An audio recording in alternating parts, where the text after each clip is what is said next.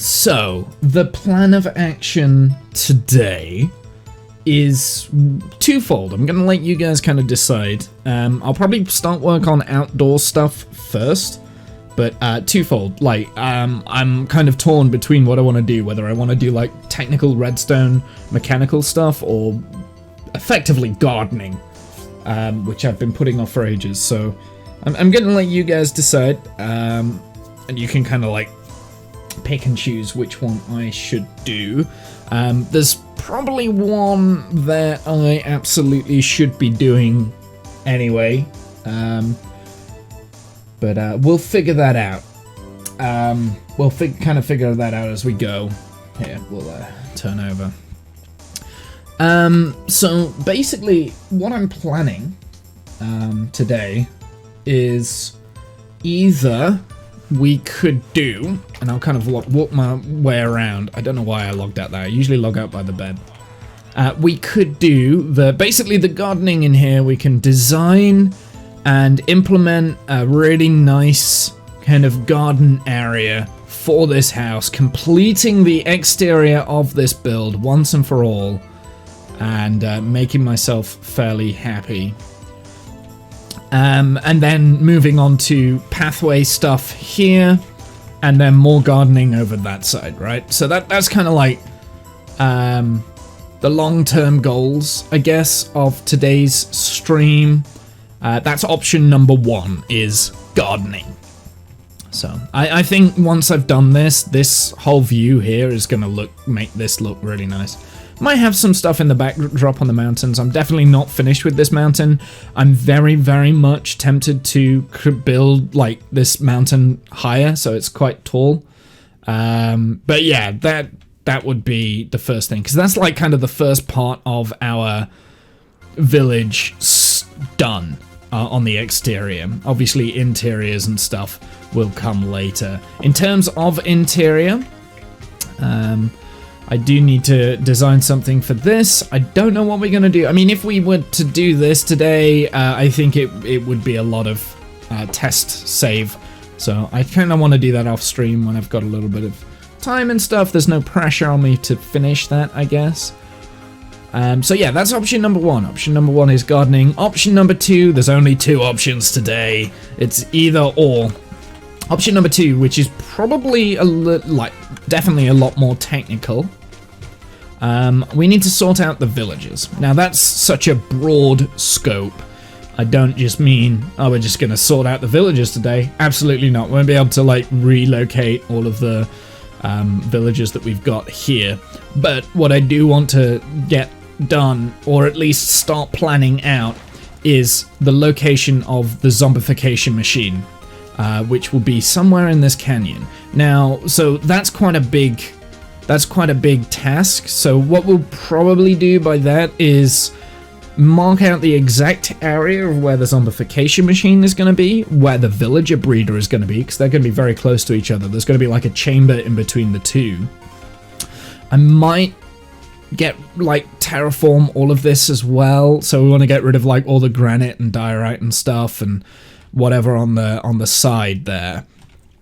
But yeah, basically that would be option number two, is villager work.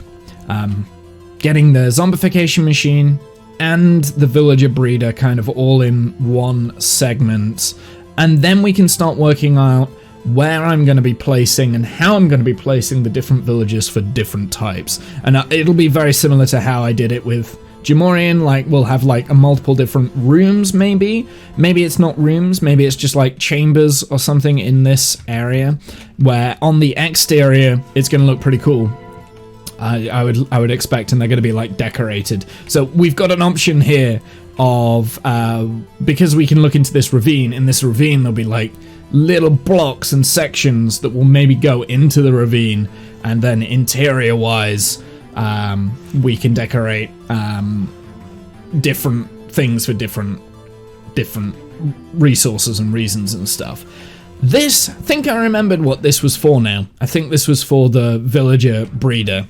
Basically, I wanted a way of sending having a villager, so once they've been zombified, is having the villager go back round the loop so they can get zombified again. I think that was the original idea. Or I could flick a switch and then they go off to post-processing kind of thing. Or post-processing loop backs round, right? So at the flick of a switch or a press of a button kind of thing, they could do either or depending on what we get. However, I'm going to do the villager. I think I can condense that down so I don't have to play silly buggers with this, with the minecarts for this project. So instead of doing that, we have a toggle on and off switch for the zombie. The zombie. So the zombie like pops up and zombifies and then pops back down. Then we can basically splash weakness potion and cure the villager right there and then we can turn the zombie back on if we wanted if we want better trades and stuff. Then we do that multiple times for each of the villagers. So this is the forward thinking. So it's quite a big project, this, the zombification machine. I need to block out where it's going to be, and I also need to block out where the villager breeder is going to be, because that's another thing that we need to be thinking about, is the villager breeder. Is that going to be automatic, or is that going to be kind of semi-automatic with an off switch, or are we just going to have it manual, me throw in carrots and they go and do the thing? I think I want it semi-automatic, so like a toggleable, so that we don't have like a pit full of villagers, but also when I've ran out of villagers and we need more villagers, I can just turn it on. That being said, I feel like having it as just a manual thing is probably going to do me well, because I'll only need a finite number of villagers. Like, once we've got that finite number of villagers, I can't see me needing the villagers again. And if we can just like grab a bunch of carrots or whatever and breed them ourselves. So there is that. I'm not sure which way I'm going to go yet, but that, I guess, is not what I want to figure out today anyway, so it's immaterial. I need to kind of like have a think about that. But yeah, villager work or gardening, that is kind of the process. So I think because I want you guys to kind of like decide what we're going to be doing, I will kind of work on the garden first, maybe block out different things. Maybe I should just do the garden, or maybe I should just figure it out actually. What do I want? What do I need the most? Well, what I need the most is the villagers, right? We need to relocate the villagers into the pit. There's so much terraforming in here, though, that I don't know where the villagers are going to stand. Now, we do have that chamber down there that I would like to access and open up for other farms, depending on where it is in relation to the... now, we can work this out. We can work this out, right? So that is... So the shepherd's area is going to be over there, in that direction. So I think there's a chamber somewhere that goes off in this direction, right? Oh, maybe there isn't. Oh, yeah, there is. Oh, no, yeah, there is. There is one, but it's like way up there. So the sheep farm will be in that direction, maybe. Or we've also got some chambers below here that we could use for the sheep area. I don't know. We'll kind of figure it out. But yeah, this area down at the bottom is going to be dedicated to villagers, and there's going to be a lot of villagers. There's going to be a lot of villagers. So I think having these stalactites and stalagmites look great, but I might get rid of them so that we open up the chamber floor a little bit better. And I think what might not be a bad idea, I mean, we need to do a lot of terraforming, right? Or maybe we don't do the terraforming. Maybe we put the contraption like half sticking out in this area, and then we terraform around the contraption. Maybe that's what we do. Kind of like how I was gonna do it with the sugarcane farm, right? This was all gonna get terraformed around the sugarcane farm, so maybe that's the answer. Speaking of sugarcane farm, at some point I would like to do some more of this. But I need to get like redstone. That's something maybe that we need, is maybe we need to go on a resource gathering mission, mainly for redstone, like redstone dust and stuff. But also sticky pistons, because we will need sticky pistons and things, and they're quite notoriously difficult to get hold of. So there is that. I'll just kill the zombie and then we'll get moving back. At some point as well, I probably need to figure out where my general sorting system's going to be as well. Now, actually, because at the moment we've got this area, right, which is fine, like, it's not terrible, but I've kind of ran its course. It's kind of ran its course, this whole area has, because I mean, I don't have anything for, like, bricks or anything, you know. Granite can go in there. Dirt can't even fit in there anymore because, you know, I've got overflow for everything. It's a little bit scary, actually. Oh, we've got redstone lamps already made up. I didn't realize that. Okay. I mean, my redstone box is a shambles.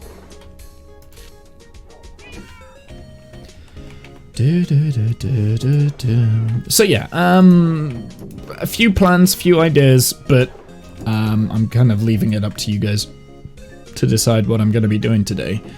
I think the first thing I do want to do, though, while we're kind of like deciding what we are doing, is I'm going to clean up my inventory. I'm going to make sure that I've got everything healed up, cured up, sell what I need, that sort of stuff, you know. So carrots can go. There we go. Oh, you're on the wrong side. I wasn't expecting you to be there. Don't hurt me. Thing is, if he hits me like once, then I'm dead. I've not seen them spawn outside there yet, so that's the first time I've seen that for a while. Oh, actually, you know what I am gonna do? Put my torch back that I just broke. There we go.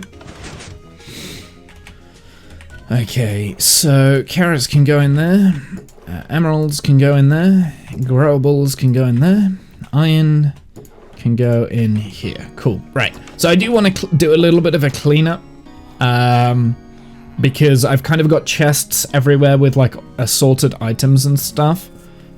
So all of the items that I've kind of used for this build can probably come out of here now. Unless actually we want to use these sort of stuff for the exterior, which we do. We want to use like the mangrove leaves, and we want to use the... Yeah, so we want to use some of these. Oh, we've got quite a lot of vines. Mossy cobblestone? Can turn those into mossy cobblestone, can't we? So that's a good shout. But I mean, we can... No, I think I'll leave these chests for the time being. So we'll leave these ones because these might come in useful. What do we have out here? I presume these are tree stuff. Okay, this is just junk. So let's clear out the junk that we want to keep and what we want to get rid of. So we'll go and store all of that stuff away because that can get smelted down. These... Yeah, so that now can be got rid of, actually. Is there anything in there? I'm going to keep that there because we've got the mangrove leaves. Actually, these should probably go in that building in there because that's where I'm going to be using the mangrove leaves. I don't think I'll need that many, but it's good to have a look. We'll see what else we can get from here. So the redstone, I'm going to take the redstone out. We'll put the redstone stuff away, along with the chests and the books and things. And then if I can fit the rest of this into a chest there, we can break that one, and we've got a chest. So we're tidying up a little bit. I mean, it's not like massively tidying, but it's tidying up a little bit. Is there anything in here that we can kind of take out? More redstone. Not really. I mean, I think I need a lot of this for... Yeah, well... Yeah, okay, that should do. And do we have anything in these barrels? These barrels actually can store junk, so maybe I just move everything that was in that chest into one of those barrels. But then I run the risk of losing losing my stuff. Redstone stuff. Redstone, redstone, redstone. Iron. Mob drops.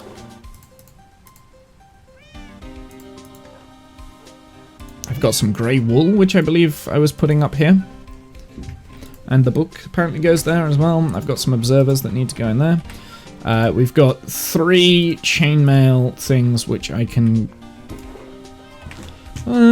what do I have on this? Okay. I mean, I might keep some of the chainmail just because I find chainmail funny. In fact, I've got nearly got a full set of chainmail, which is pretty funny. I just need chainmail boots.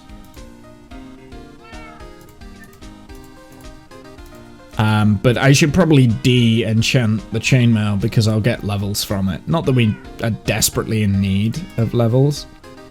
The golden chestplate. Tell you what, let's combine those two and then we can heal that golden chestplate. Or do I want to spend levels like that? I don't. I mean, I don't necessarily need levels and stuff, but...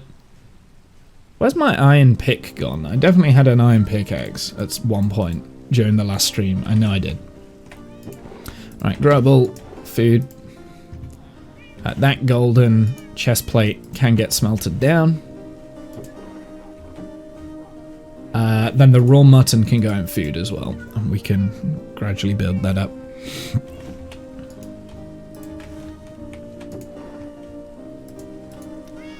I mean, we've got so many, like, diamond chest plates here. Maybe we should combine some of these, like the Unbreaking 3 and then the Protection 4. Like, put those two together. Or Fire Protection, maybe? I don't know. Protection 4, Thorns 1. You can't get Protection 5. What am I on about? Okay. Right. Next thing I want to do... we've got some sticks here, so let's trade those. So let's go and trade the sticks.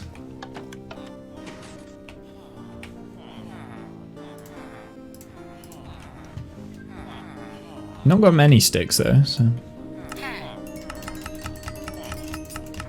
Enough though, enough for the full 16 emeralds. I kind of want more glass.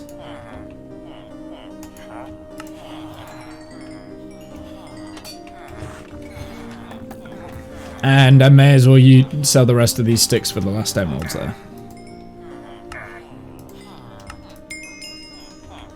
There we go. And we've got level 30 as well, so we'll go and have a look, see what we can use that level on.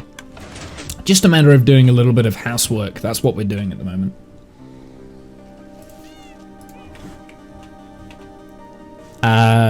Glass can go in here. They can go away. Actually, these, let's turn those into that. Hey JJ, how's it going? How are you? Welcome in. We're kind of deciding what we're going to be doing for... Where do I want to put the gold glowstone? Yeah, I'll put it in there. That's why the rest of the glowstone is. Yeah, we're kind of deciding what we're going to do for the stream. We've kind of got like 2 options.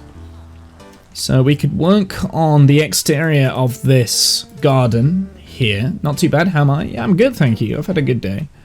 I've just started 2 weeks of annual leave from work, so I'm off work for 2 weeks, which is bloody lovely. But yeah, we could work on this garden, which then will translate to continuing on and finishing off this pathway and like stuff that needs to go around the pathway, and then probably start work on, this is going to be a bee area for beehives. So that's option number 1, is garden decoration stuff. It's things that I absolutely love doing. I hate it. I've been putting that off for a very, very long time. And option number 2 is a little bit more technical. It is designing and implementing a villager zombification machine. I realize that's not a word, but I'm using it.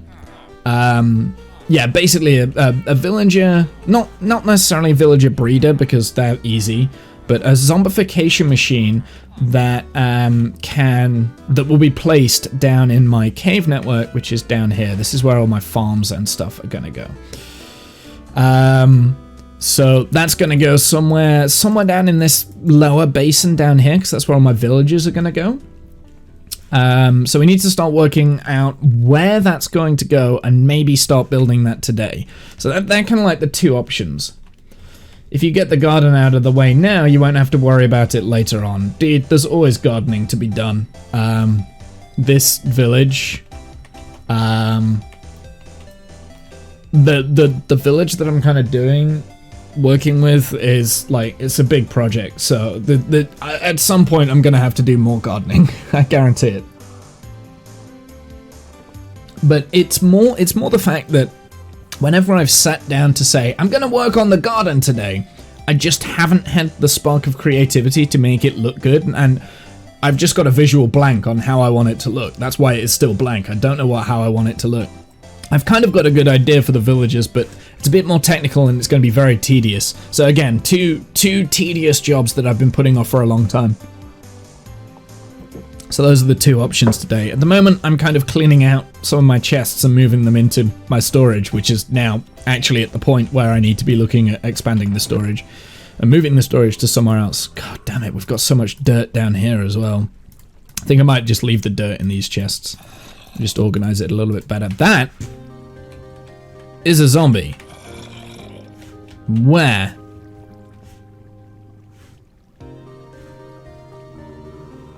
It'll come to me. Yeah, I think, to be fair with the garden, I probably just need to start it.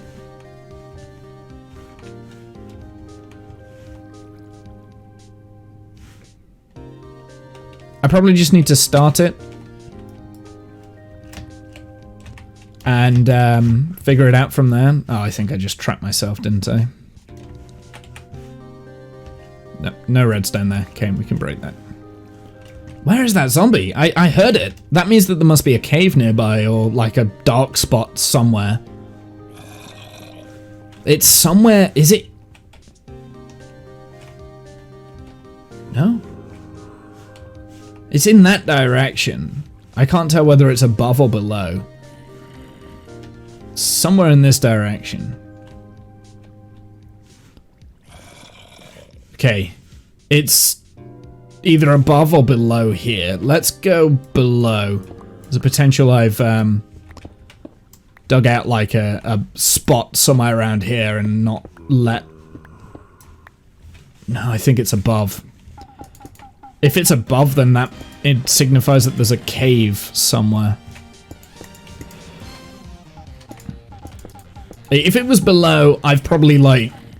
The option is that I've left a hole somewhere when I was digging up the redstone and not lit it up or not covered it in properly.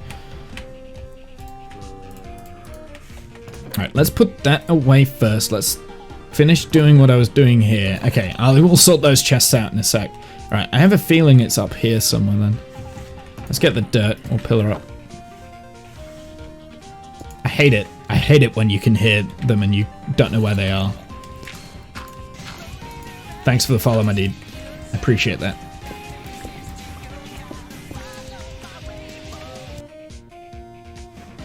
I might have to turn off the music, actually.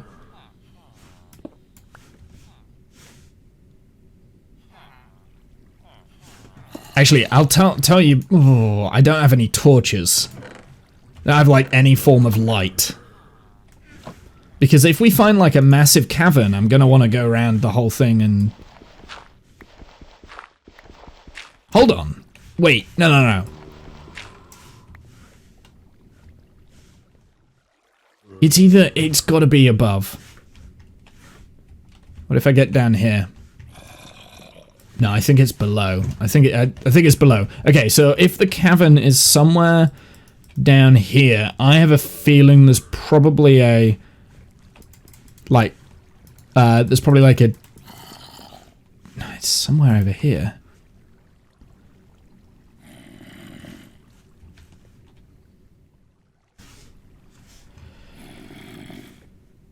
Ah! It's got to be below me. It's got to be below. Alright, let's just dig down and we'll see if we can find it. Right, Operation Mole is now starting. Aha!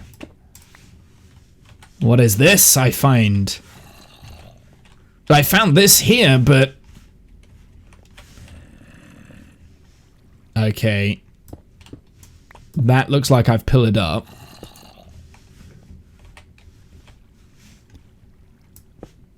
Okay, I forgot that this was here. Alright, let's go and get some torches, and I will come back to that. We'll torch that up, because that needs torching up. Alright, put the music back on. The zombie's probably going to despawn, but I need to go and get some, like, coal and torches and sticks and stuff. So we want... Do I have torches? I've got 15. Helpful. I don't have that much coal either, actually. Let's smelt up some charcoal, shall we? What is the least valuable here? Let's do the jungle logs, because... So the reason for me doing the jungle logs is because I've got a bunch of jungle that I need to cut down. So, jungle wood that I'm going to cut down. So, makes sense. Stones. Oh, I'm going to fill it back in anyway. Alright, let's go back down and... I only need like a handful of... What's-its anyway, I guess. Okay, where is it?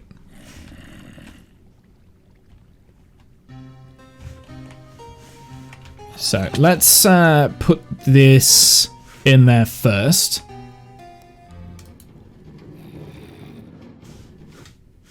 That is the minecart for the sugarcane farm.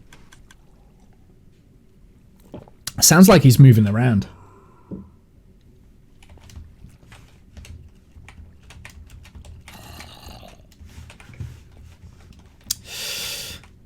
It'll come to me. Yeah, I presume you're talking about the inspiration for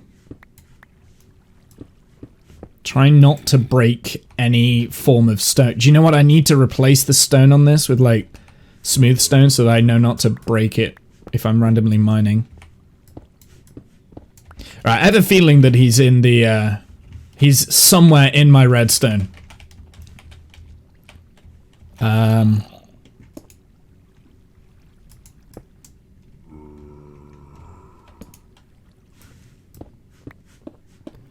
Let's go around the redstone, shall we?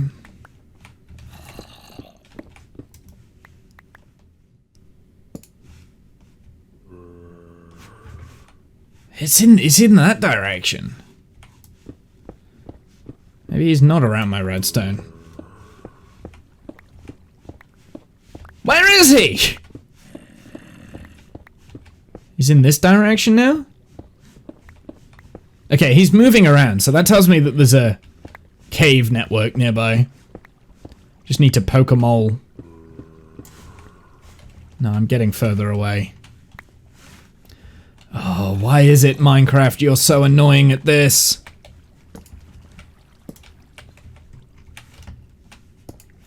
We'll fill this back in.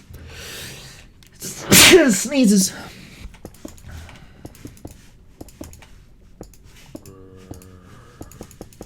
Yeah, he's behind me now. God damn it. Why, Minecraft? Why are you so difficult?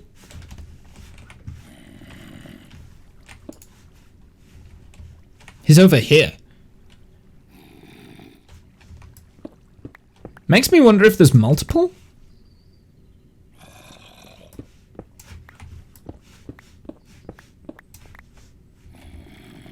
Oh god, why is this so difficult? I need to find this zombie. Oop. Copper. I think it's got to be like a pitch black area, so... I mean, I know the way that I can find him very quickly. We can go into spectator mode and just have a look around, but I'm refusing to do that. I feel like that would be cheating.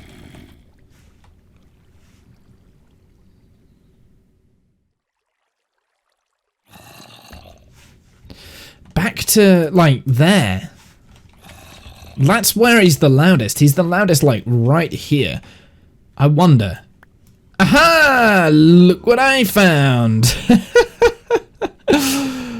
Okay, so it was exactly how I predicted. There was a little spot there that I thought that was all solid, but apparently not. Yep, so now I've made a massive hole and didn't need to. Good to know, but this is now all... This can all be covered up. And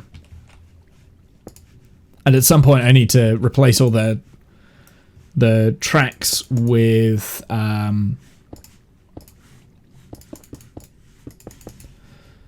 all the tracks with like smooth stone, so I know that there's redstone on that if we're digging below, because we will be digging below that with when we increase the yield on the sugarcane farm. So at some point we'll do that. I mean, that's a project for future Womble to worry about. Okay, back to the music.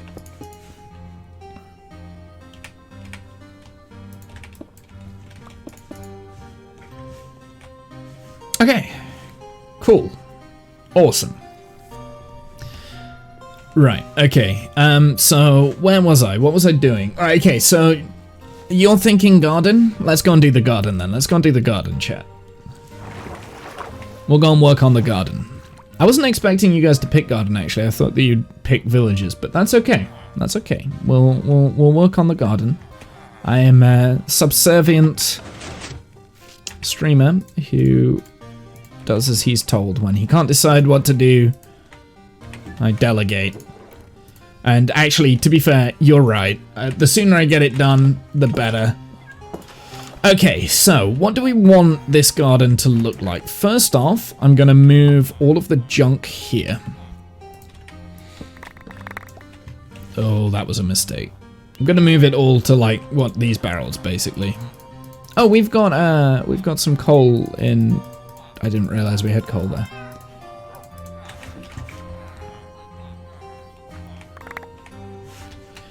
So what do we want? Can I get a list of... I think I'm going to have a look for all the different sort of things that maybe you would find in like a garden. So when I say it's a garden, I think it's more vegetable patch. That's what I'm thinking of. Thinking like a small quintessence, small, nice, charming little vegetable patch. That's what I'm thinking. Maybe we like some shrubberies. Maybe like a... sweet berries would be nice to put in there, but I don't have sweet berries, so we might have to go and find some just for like the odd one. I don't think I've got sweet berries anyway. Maybe like a carrot area, you know, different vegetables, so we can make it semi-functional if we wanted to. Not necessarily important to make it functional, but I want the option to be able to make it functional. As in, I can harvest stuff if I wanted to. Now, functionally speaking, we have an area over there where I've got water and a little pathway that goes around to this little duck pond. I'm thinking this is a duck pond without any ducks, right? Back here, I might make it a little bit more overgrown, so maybe that's the first port of call that we're going to do. We'll make that a little bit more overgrown. So I want some bone meal. Do I have bone meal in these? It's like the one thing that I need in those junk chests that I don't have is bone meal, and I need it.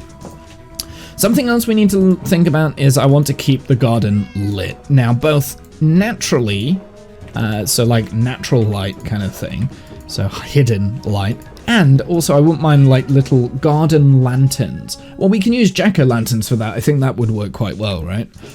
So we're already getting a few ideas. Drip leaf is actually a cool idea. I'm going to take a few of those, and the small drip leaf just to put in the overgrown stuff, and we'll get some bone meal. And bamboo is also something that I want for this project, which we don't currently have, and I don't have any way of getting bamboo, so that could be a bit of a pain. Can you not place small drip leaf down? Can you not place small drip leaf? Ah, yes, it goes on the water. Got you. So big drip leaf goes there. It can go kind of anywhere. Yeah.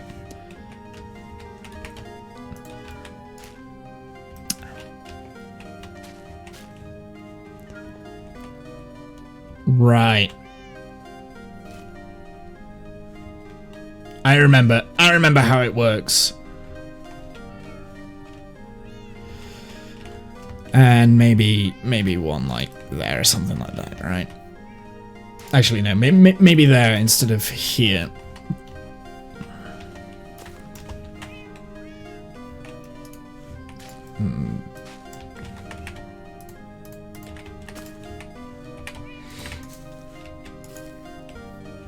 And like I said, this back bit behind here, I want it to look overgrown.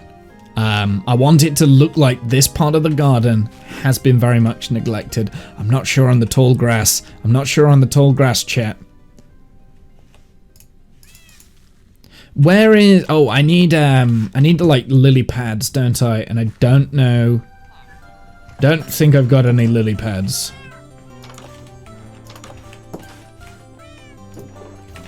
Do I have any lily pads in here? I've got kelp. You can add kelp into the... And moss carpet's definitely a must.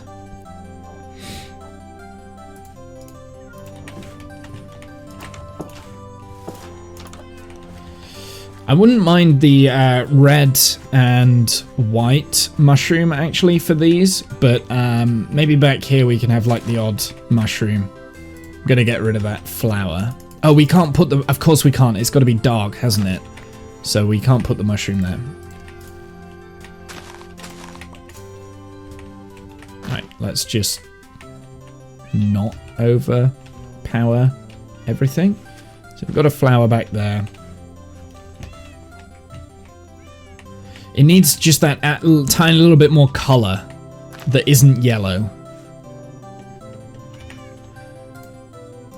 The kelp, I do want to go down at the bottom down there, because that will grow.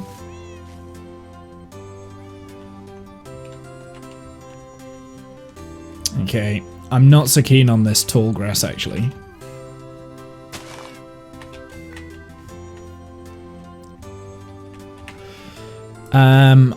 I know what we can do back here in this spot to add a little bit of colour.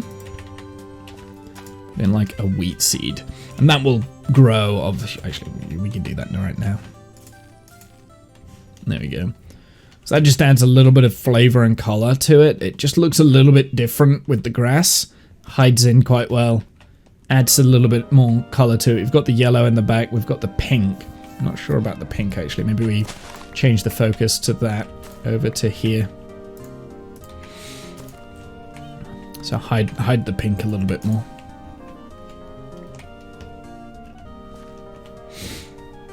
I'm not sure. I really wish I could put a mushroom down, but I can't because it's got to be on like a dark playing field, right?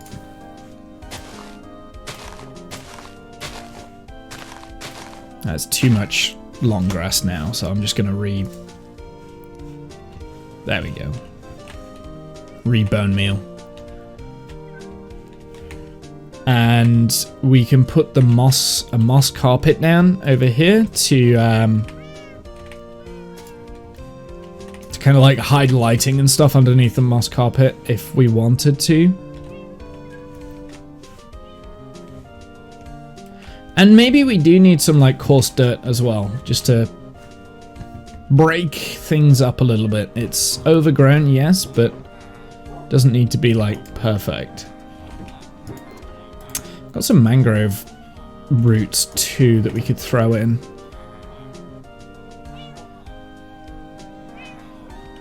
Coarse dirt. I know there's some outside because I saw it earlier. Must be in this chest. Coarse dirt, there it is.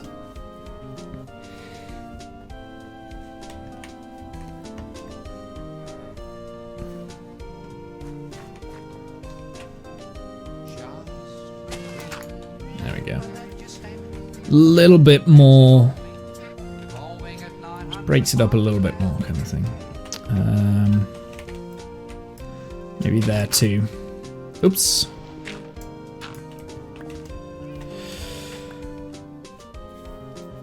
Hey Art, how's it going? Art by Veline Smith? Evelyn Smith, right? Art by Evelyn Smith. I got it. I can do it. I can read sentences together. Hey Evelyn, how's it going? that took a minute. I'm dyslexic as anything. I apologize. Hey Evelyn, what are you up to? Okay, I think that breaks up the grass a little bit. Breaks up the green, just having that brown. Good, what about you? I'm good, thank you. First day of annual leave from work, so first day of dicking around doing nothing. Which is great. Because I've been very busy over the last like couple of months, so. Oh, it's gone really sunny and bright outside now. I kind of want to spend time outside, but I'm not going to.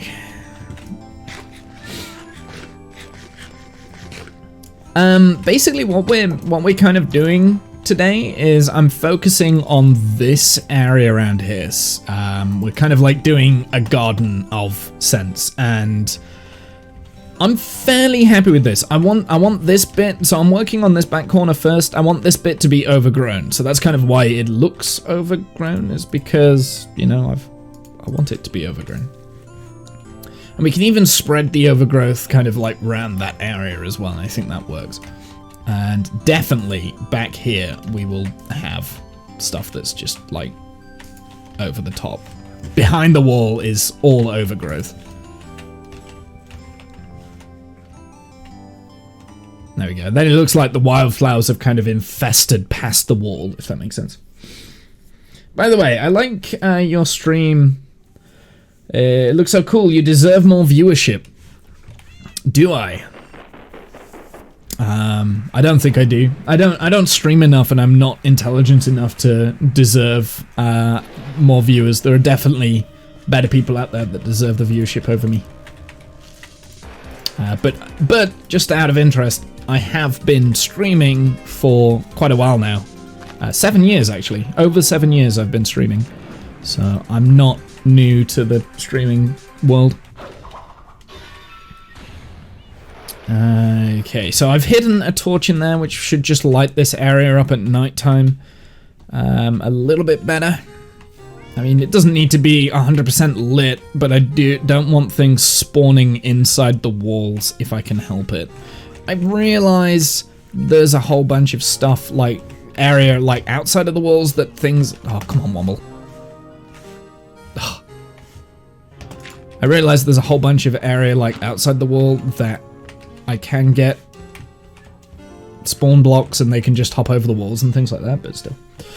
Can I suggest you something for your channel? It will help. You can suggest anything you like. However, before you suggest this, suggest with the knowledge that I very rarely listen to people who in the sixth line of chat in a channel think that they know what the channel is and think that they know everything about Twitch. So just bear that in mind. You can suggest anything, but be prepared for me to be satirical and sarcastic in return. Just bear that in mind. Bear that in mind.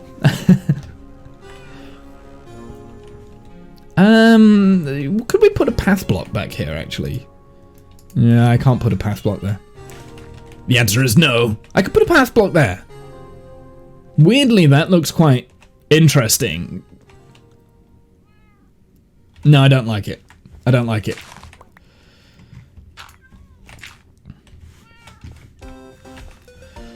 Okay, so... You must have seen, with most successful streamers, they have an attractive logo / banner and overlays. Why don't you have them? I do have an attractive overlay and banner and all sorts of stuff. Look at this, it's very over attractive. It's more than what I need. And it is made by people that care, so there we go. I take that as a personal insult. I don't need artsy fancy stuff to make my stream unique. I've got me. No, that's an absolute lie. I don't make anything unique. I'm not trying. In a serious answer to that, just as a side note, as a serious answer to that, I'm not trying to make my stream look cool. I don't want it to look cool. I'm not in this for a long-term gain of large viewerships or anything like that. I'm in it to find people that want to chit-chat. That's the only reason I'm here. And I will go along with that for a very long time, kind of thing. You know, I will stick by it. It's what I've done for the last 7 years, and I will continue doing it until Twitch probably defunks, or until I say something incredibly rude and I get banned. I'm hoping it's not going to be the second. I'm hoping it's not going to be the second, but yeah, no, I'm not interested in your artwork. To be polite, I'm not interested, but thank you. You may leave. I've got some roots down here that we could put in. Okay, so I've kind of got the area back here kind of sorted. That's the overgrown bit. When we get into this bit, I want this to look really, really neat, but ordered and organized. So let's get...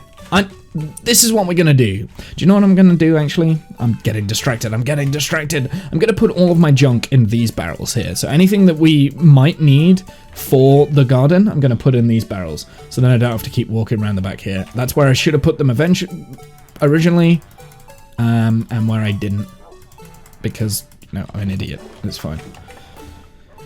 Dun dun dun dun dun dun dun dun dun dun dun dun dun.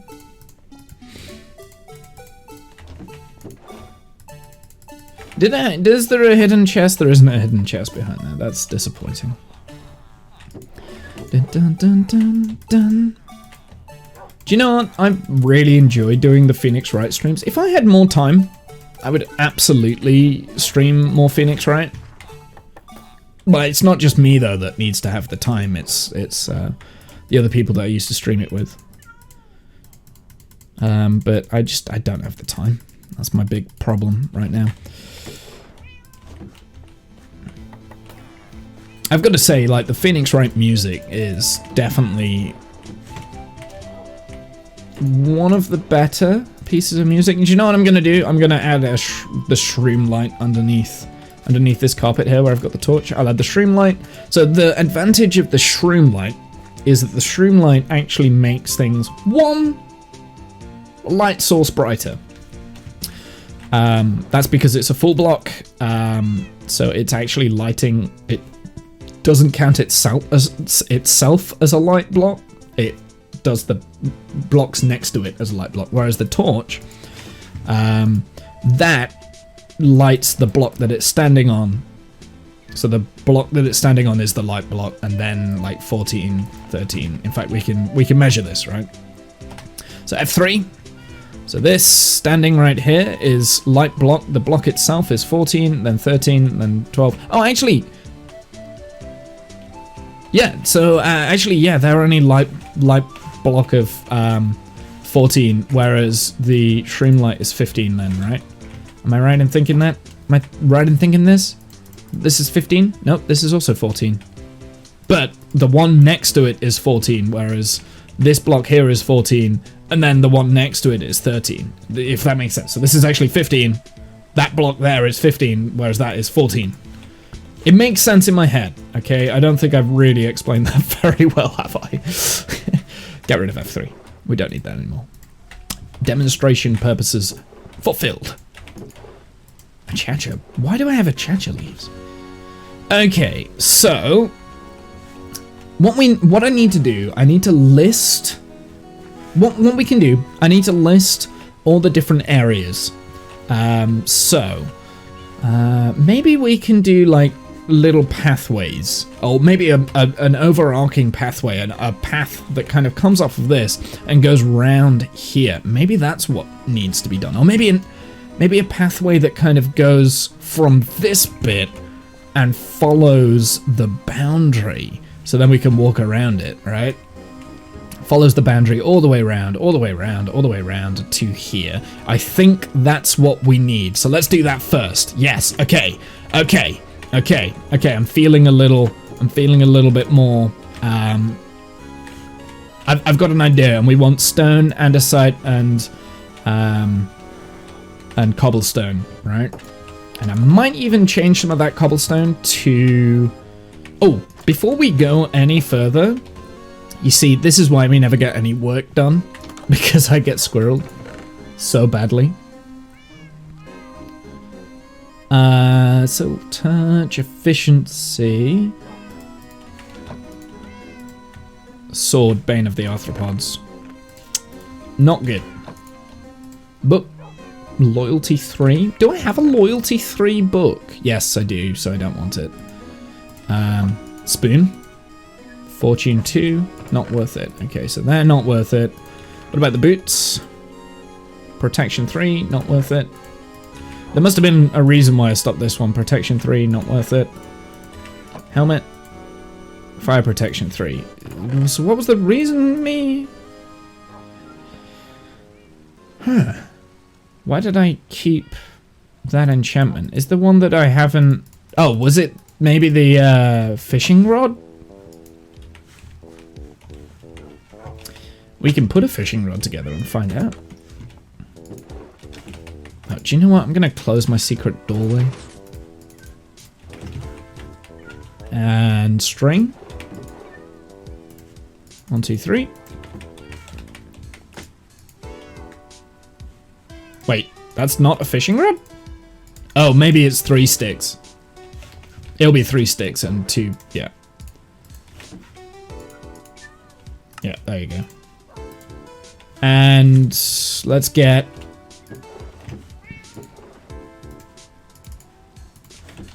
We will get the bow as well, because I'm curious to know what the bow enchant's going to be.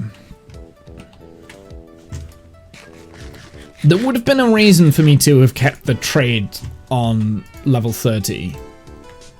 It's either that or I just got sloppy power 3 rubbish. So year 2. Does that go up to 3?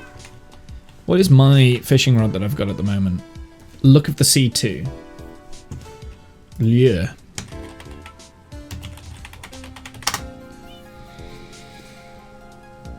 Maximum level is 3. Okay, so why did I keep the... Maybe it was a chest plate then that we wanted.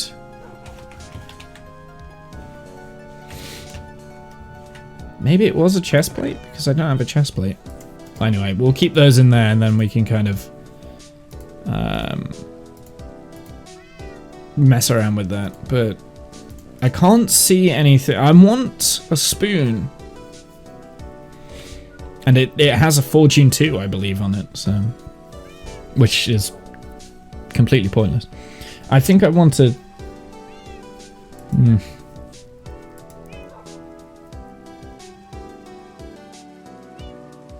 But what do we want then? Let's get a chest plate. I will use one of my throwaway chest plates. We'll use the chainmail one. We'll see what we get on the chest plate. Because if it was something for a chest plate, then potentially it was that. But I'm not really using. No, it's not chest plate either. I'm not using chest plate. So maybe I just. Maybe it was the loyalty 3 and not realizing I already had loyalty 3. I don't want another loyalty 3. Efficiency 4 silk touch. The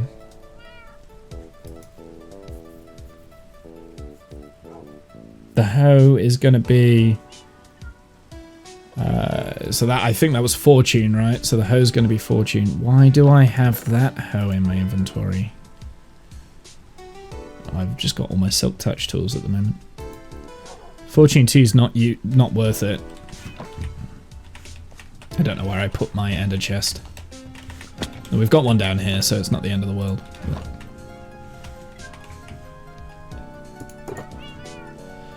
Liar, liar, pants on fire.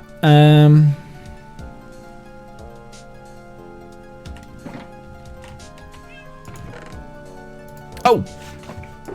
That's what I wanted to do. Oh, I already had it's already efficiency 5. Well, we've got backup upon backup upon backup of efficiency 5, fortune 3 pickaxes here, so that's something. I just need mending on that one. Unbreaking 3 on the shovel.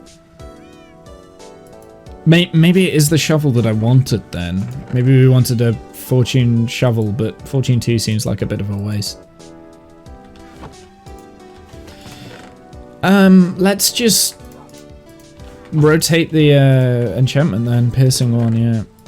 Right, let's rotate the enchantment. We may as well do this real quick while I'm playing. Potentially what I did there, I just wasn't paying attention. So let's have a look, see what my level... So that's sharpness 3. Not great. But also not bad. Unbreaking 3. That is useful, but I've got an Unbreaking 3 shovel, so... I mean, I would need, like, Unbreaking 3 on, like, one of my other tools. Maybe my, my pickaxe, actually. Maybe get an Unbreaking 3 pickaxe. Yeah, we could do an Unbreaking 3 pickaxe. So that's an option. I don't have a secondary axe, so maybe an Unbreaking 3 axe and just go for the best. Okay. Well, let's have a look. Let's keep going. That's an option. Power 5 bow. Okay, it'll be the bow then. I presume. Like, having a power 5 bow is... Wait, power 4? Is it power 4 or power 5? It's power 4, but I can turn my bow into a power 5 bow. Right, okay, so that's what we're gonna go with. We'll go with the... yeah. Just to double check though, Unbreaking. Not great. If this is Lure 3, look at the C3. Yeah, I mean, eventually I'll get a good fishing rod, but Unbreaking 3. Not great. Respiration 3. I mean, I've already got a helmet sorted, so with Respiration 3, so that's not a priority right now. No, I think it's going to be the bow. Blast Protection is not a bad enchantment, actually, to have. Protection 4 on the chest plate. No, I think the bow is the best course of action there. So, the way to remember that I want the bow is to put everything to one side. And then that next to each other. Those can stay there. These... I mean, we've got efficiency 5. Potentially, if I've got an efficiency 4... I've got an efficiency 4 hoe. Don't need any higher than an efficiency 4 hoe anyway. Because everything's insta-mine with the hoe. We've got a bunch of silk touch too. So I just don't need any more silk touch. That's what I'm looking at there. I mean, yeah, we don't need anything silk touch because I've got the villager. Flint and steel is apparently in here as well.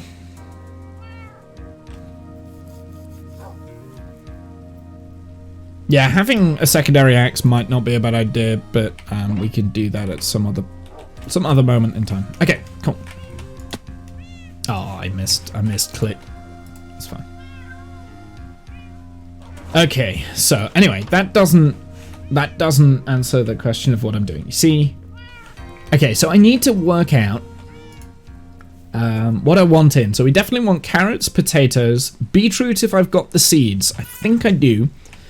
Pumpkins and melons, right? So those are kind of like the 5 main things that I want in here. So we've got melons, beetroots, pumpkins.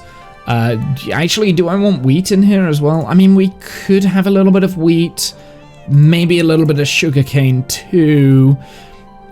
Sea pickles. I don't need sea pickles. Definitely need moss blocks.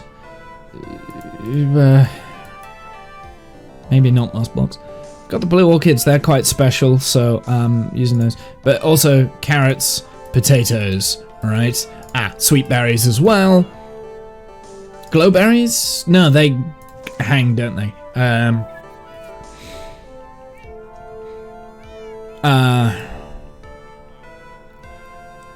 I think that's everything. Maybe some hay bales. No, I'm not going to use hay bales in this. Okay, so, but effectively I've got potentially 8 different areas. I can count, it's fine. So potentially 8 different areas in the farm. So we need to, like, once we've worked out where the path is, so let's put the path in first. I will just mark it out with stone first. I want it to get cut off in this direction, so then this bit here is going to be something special, I think. So this bit here will probably be like another bush or a tree or something. That's going to go here. Maybe not as big as this tree, but definitely some form of bush or shrubbery. Shrubbery. Do you have a shrubbery? So let's pull this up. Now, do I want the path blocks to go underneath the wall? That's a question. I don't have it going right next to the wall there. But maybe I do. No. No, I don't, because on this side it's going to look weird. So we'll have it up to, like, dirt, and then maybe we can put, like, coarse dirt underneath here or something like that, just, like, as the boundary. Coarse dirt and rooted dirt. No grass, coarse dirt, rooted dirt.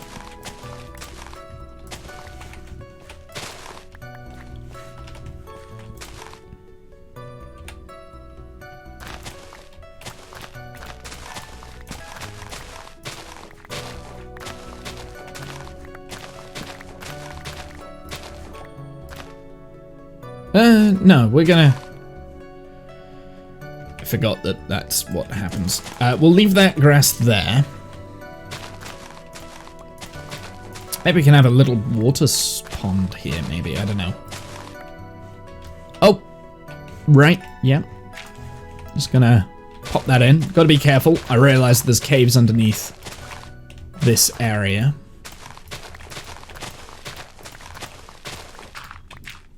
And then this is all going to be like stone, so that could be stone there, and then it kind of loops around. So there we go, we're getting some inspiration. Now I think that definitely can't be a grass block underneath there. I think this has to be dirt. And then coarse dirt, maybe.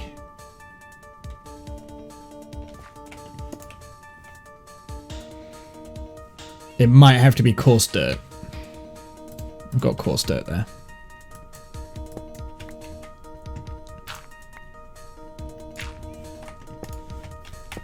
And of course, I will obviously change all this. I mean, we need to, like, change all the grass underneath there to coarse dirt at some point anyway.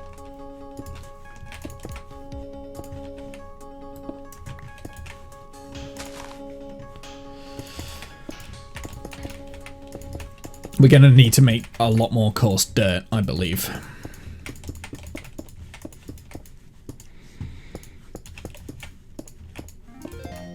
Dun dun dun dun. Dun dun dun dun.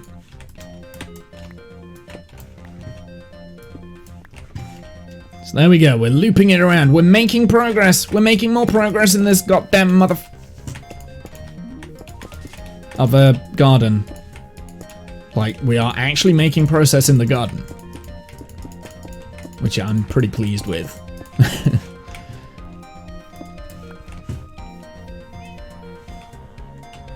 Might get rid of a lot of this, like, coarse dirt, maybe. I don't know. Right, next thing I want to do, I want to replace every single block of grass underneath the walls with coarse dirt. Like, that's going to be next option. Which, I don't think we've got that much coarse dirt knocking around.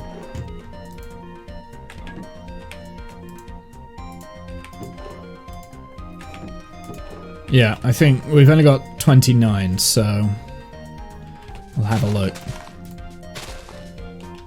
Oh, but that's dangerous.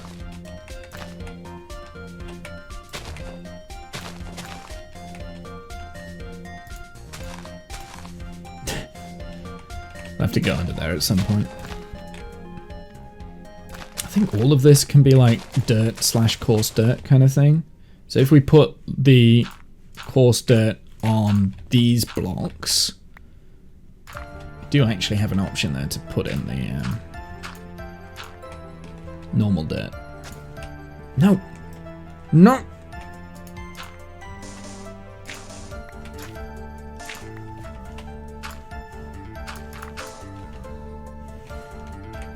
It just like creates that boundary a little bit, and I actually do want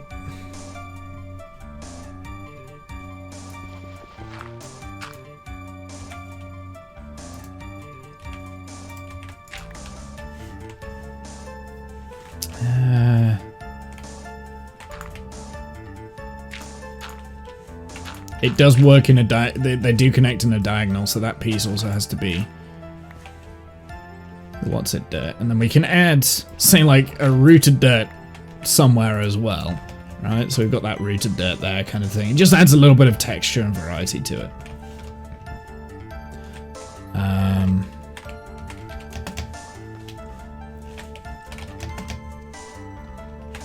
you kidding me? I know I can get up. You know, fine, I'll just freaking pearl.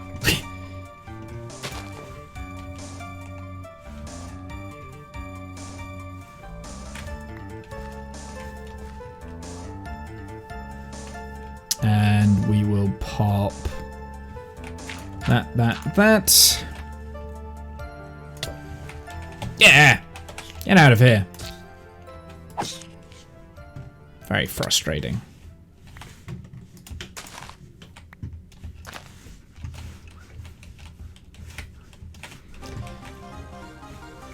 Okay, so I mean that's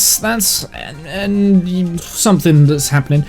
I'm actually thinking I'm going to get rid of the majority of the green here. I don't think we're going to have that much green, and if it is green, it'll be kind of mossy block green as opposed to the actual grass block green.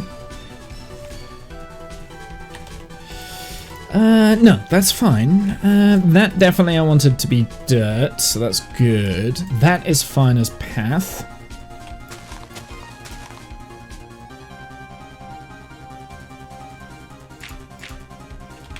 Do I have any rooted dirt? No, it's just...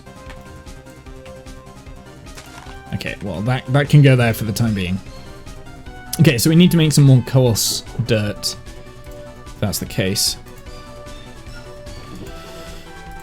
So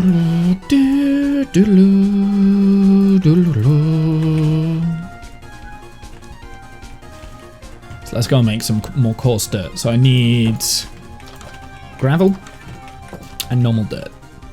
Yeah, gravel I've got. We'll do. We'll get another stack. Now, does this work with the grass blocks? I bet it doesn't, but I'm gonna try it anyway because I've got loads of grass. It does not. I'm gonna say it was worth it because I'm getting more grass blocks than I am dirt blocks, but dirt blocks are easy to make, so. There we go. Nice and easy. Put the normal dirt back. Oh, wait. I've got coarse dirt here as well, actually. So, it's fine. It is what it is.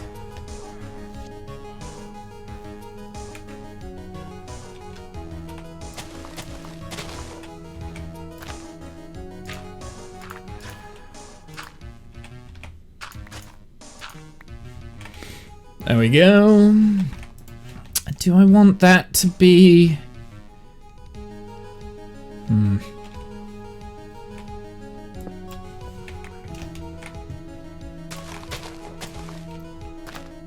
Hey, bitch. How's it going? Talking of bitches, do you remember the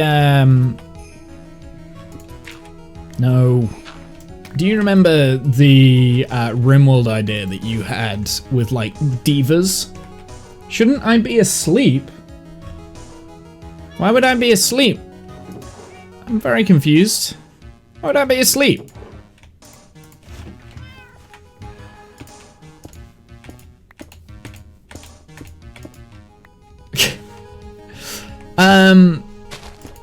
Shouldn't... Do you remember the Rimworld idea that you had about divas in space? Because you're awake. Yeah, that's true. Do you remember the divas in space idea that you had, where they were the colonists were all comprised as pacifists, and they needed like air quotes slaves to stay alive basically and fight their battles, and they were basically just space divas. Do you remember that one? Vaguely. That was over a year ago. No, I think it was 6 months. It wasn't a year ago, because it was about six months ago. Well, I've never redeemed the channel points for that, so I've still got that as channel point, as a channel point thing. I'm actually thinking I might start that at some point, because I still think it's a cool idea, and I think I might like come up with a different, like, take that concept and create like a rule set for it. Age 6 months feels like years. That's true. That is true. It does. But yeah, no. The concept for it is a cool concept. But instead of using like the slave mechanic, because I've kind of done the slave mechanic far too many times in Rimworld. Instead of using the slave mechanic, I'm thinking of using the mechs that came out in the vanilla version as so basically a bunch of pacifists control these like war dominating mechs. That's the idea, and I thought that was a pretty cool concept, so I'm tempted to have a go at that. I've been trying to look since playing Rimworld again on New Year's. I've been trying to like learn a little bit more about, teach myself a little bit more about the differences to the new Rimworld version and stuff.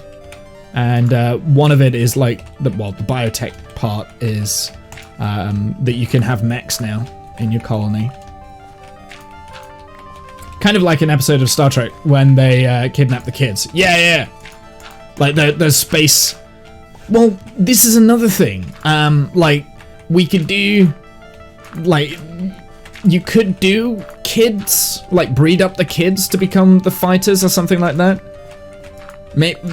Maybe that's what we do. Instead of like fight ourselves, we get the children to fight, which would be quite chaotic because there's also children in Rimworld now. So I don't know. I'm starting to think of like a rule set for that, like so that it can actually be made into a semi, you know, a semi-series or something like that. I don't know. But yeah, I thought I'd mention it. It's because I was thinking of starting that today, and then I was like, actually no, if I'm going to do it, I want to have like a proper rule set defined and put in a little bit of effort to kind of work, put a little bit of effort into kind of make sure that it works. Okay, so we've got a template for the path. How is this looking? Let's go and have a look.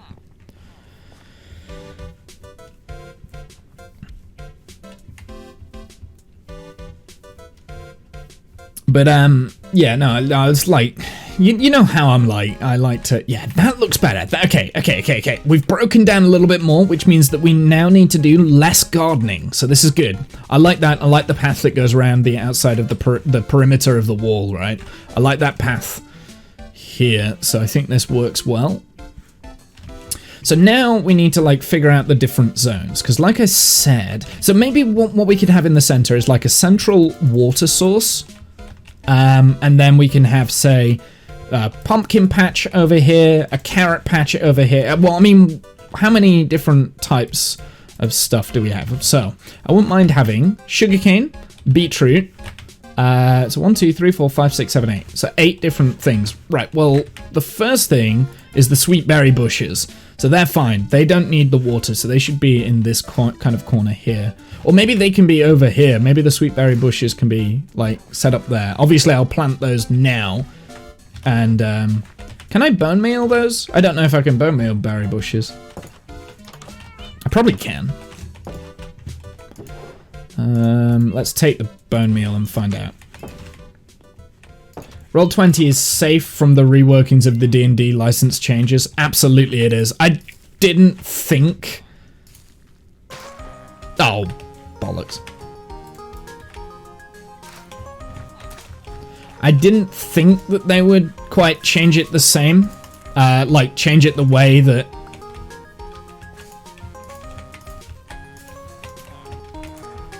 Yeah, I didn't think that they would change it in the way that they were planning on changing it. I thought they would cave. Like, the backlash was quite instantaneous. So there we go. So, actually, no. Here I want... This place here I want to reserve for something else. So maybe we do have, like, just a line of berries... Like berry bushes there then instead of having it all random like that. Get rid of that, get rid of that, get rid of that, get rid of that. Because this is where I want to put like another tree or a bush, so this is reserved. Right, I'll tell you what, let's get some signs out and then we can start marking this out.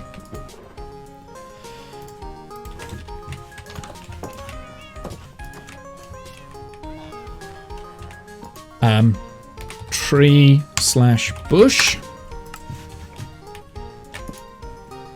Berry. So we've got the red berries there.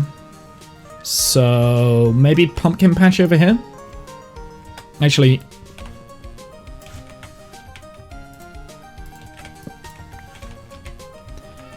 Let's maybe put water source in the middle. Water. Carrots. Yeah, I know, I can't spell. Carrots, beets. Potato. Pots. Water with sugarcane, so the sugarcane will be around the water. Or we could put the sugarcane back here, maybe? I don't know. Because I could, like, swap that out and then put the sugarcane there, right? That just adds... That changes the texture of the green. Can I put sugarcane there? No, but I can do it there. Just changes the green a little bit. So maybe we don't need sugarcane in the center. Yeah, I don't think Roll20 would have been hit too hard. They would have just had to change their drop character sheets and D&D assets. Yeah, no, I'm agree. Like, Roll20 was probably going to be safe. I think I said that when we first discussed it. Like, Roll20 is probably going to be safe. Because they're quite a big powerhouse, right? But either way. So, we've got berries over there. We've got potatoes, beets, carrots, maybe pumpkins. Pump, and then what do we have left? Melons. That's it? What do we have? 1, 2, 3, 4, 5. What? 1, 2, 3, 4, 5, 6.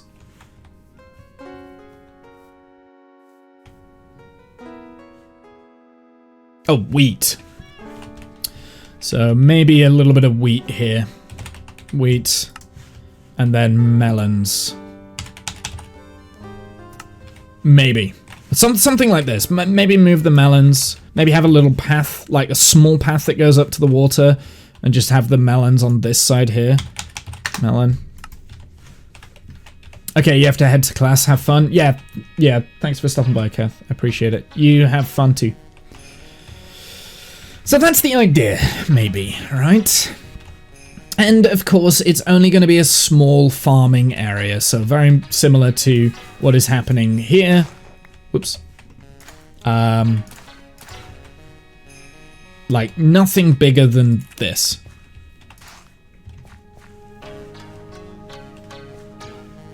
Like nothing bigger than what's happening here, kind of thing. You know what I mean?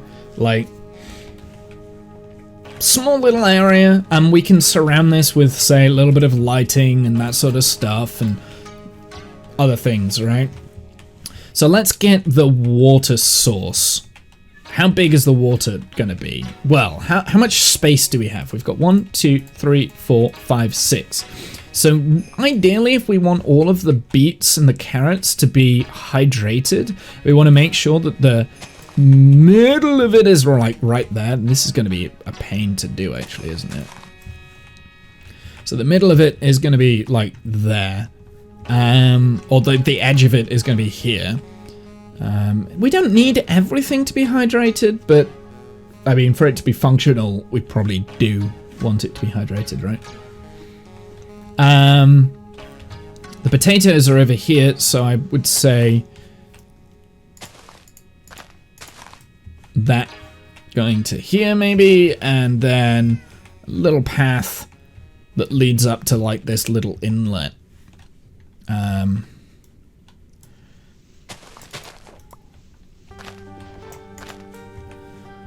Okay, and pumpkins. Hey Chaser, how's it going, my dude? And wheat here.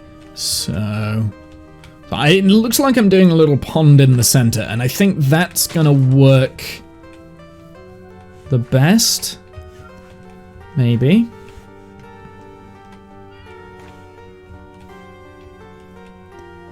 So maybe the edge of the pond is like that. So that's going to be like a little pond. So it's actually going to be a bigger pond than what's going on here. And around the edges we can still have that sugarcane, maybe. It's been a while. It has been a while. Absolutely, sir. Right, so let's dig out all of this area and see what we've got to play with. Now, the great thing with this area is the fact that we've already got like gaps and holes and stuff laid out for me, so you can really like just not have to dig loads. In fact, it's just filling in.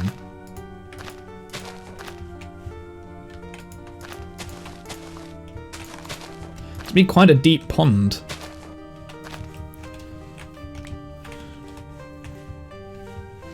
And obviously, I mean, that just looks like a giant creeper hole, actually.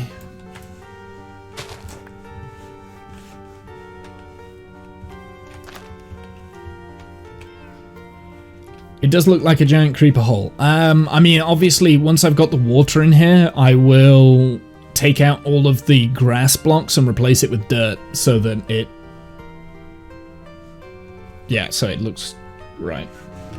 So I don't think I want it... Yeah, I think I want it dirt block. Okay. So that would be the pond.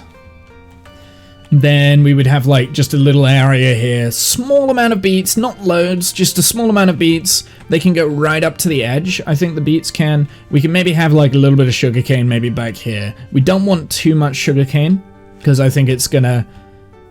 I mean, we don't need like we don't need a lot of any of this. This is just like small little side stuff. It has been a while, Chaser. Yeah. What have you been doing, man? What have you been up to? We'll place that there. What have you been up to, my dude?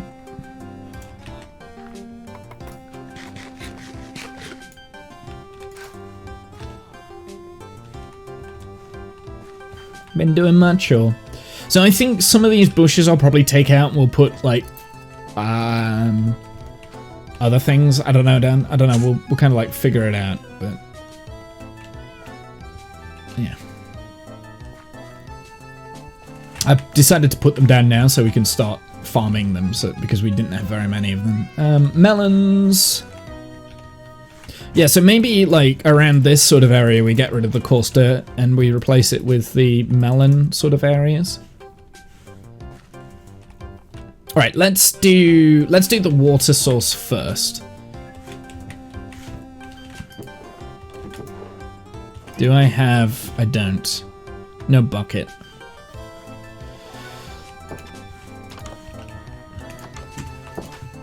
Or do I want to texture the path? Let's texture the path first, because that's probably going to be the easiest thing to do.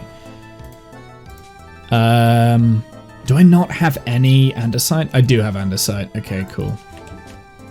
And I also want some, like, slabby stuff. I don't have normal stone slabs. I do have cobblestone stairs, though. Okay, well, that's fine. We can just get some normal stone slabs.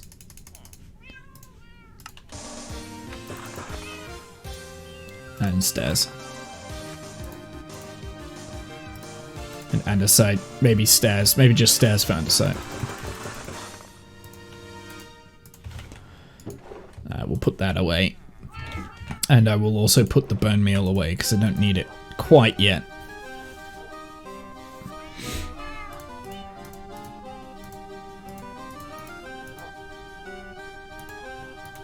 Put the torches away too. Just trying to tidy up my inventory a little bit. Which is a lot more difficult.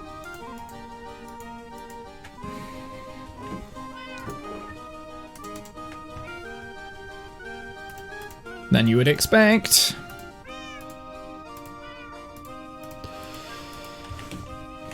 Okay.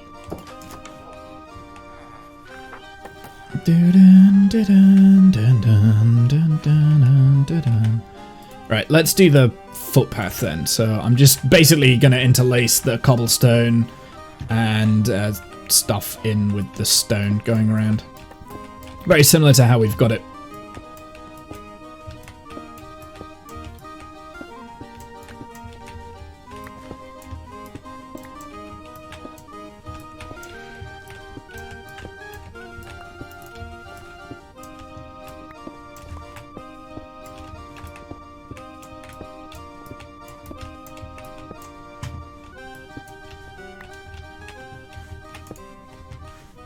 Don't need to fill everything in with the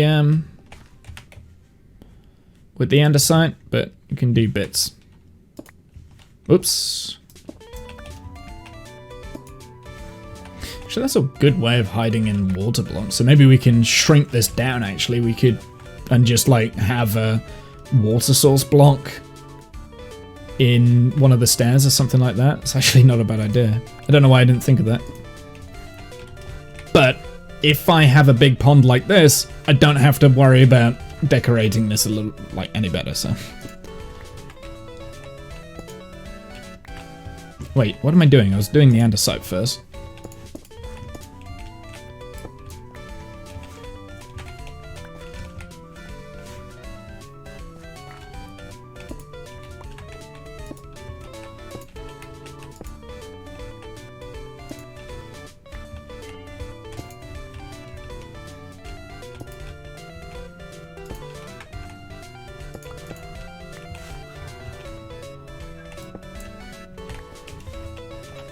Okay, let's go around and place the rest of the cobble.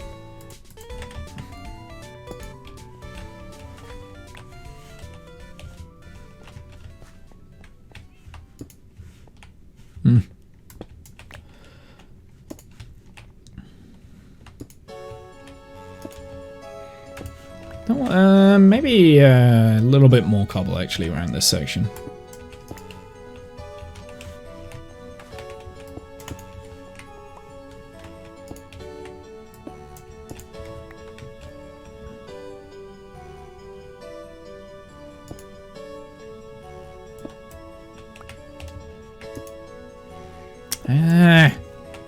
Stop it. No, I don't like that. I don't like that.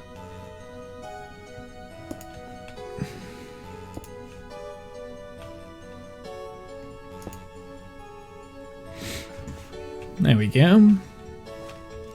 Nah, I don't really like doing the slabs too much.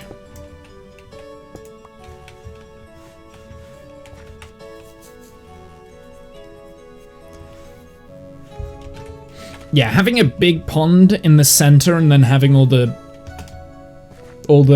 vegetables around the outside of the pond, I think is going to look quite cool.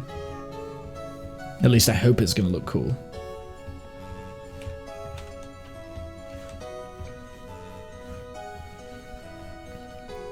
Okay, it's coming together. It's coming together nicely. Okay, let's do the pond then next.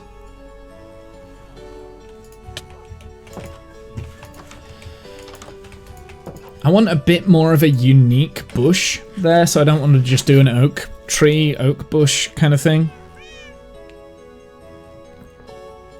In the big bush spot. The big bushy spot.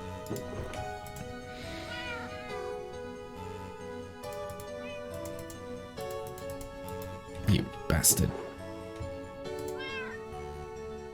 Oh wait, hold on. Did I put andesite away in here? I did.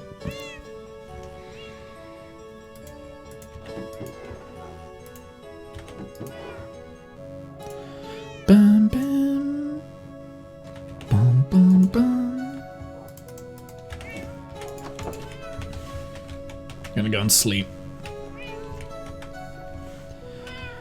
Oh, whoever said that doing this now and getting it out of the way and done with is probably the best course of action for the garden is a wise person. Wise person. Whoever's idea it was to do the garden instead of the villager stuff is alright by my book. Okay, let's okay, so the first thing I want to do is I need to make sure I've got a water bucket. Ah! Water bucket. Tools. Seriously? No water buckets? I'm gonna add that to my... Oh, I don't have any buckets. Okay, so here's the thing. I've got the bucket of axolotl here. So, sorry axolotl. I'm using you for a... Ooh, can we keep axolotl in here? If we name the axolotl, could we keep it?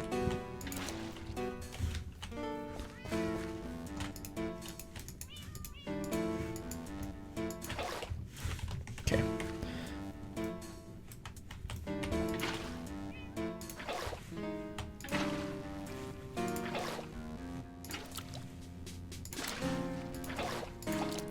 There we go.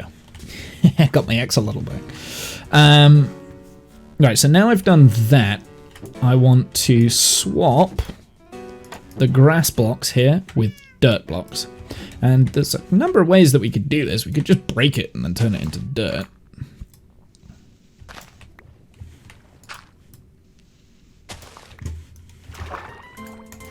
Oh, that's gonna... This is gonna annoy me doing this because I'm just gonna flood my whole system here, right? Like, is this flooding the whole cave? No, it doesn't flood the whole cave because I'm smart, apparently. And I don't think there's any torches I've broken by doing this. No, there's no torches I've broken, so that's good. Oh, but I will. There will be.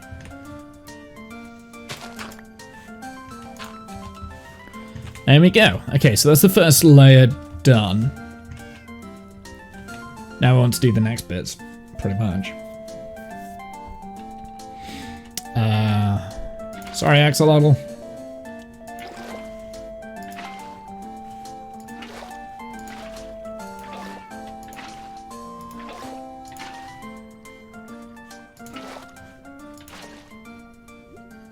Well, it's got a little bit of a playing area, that's for sure.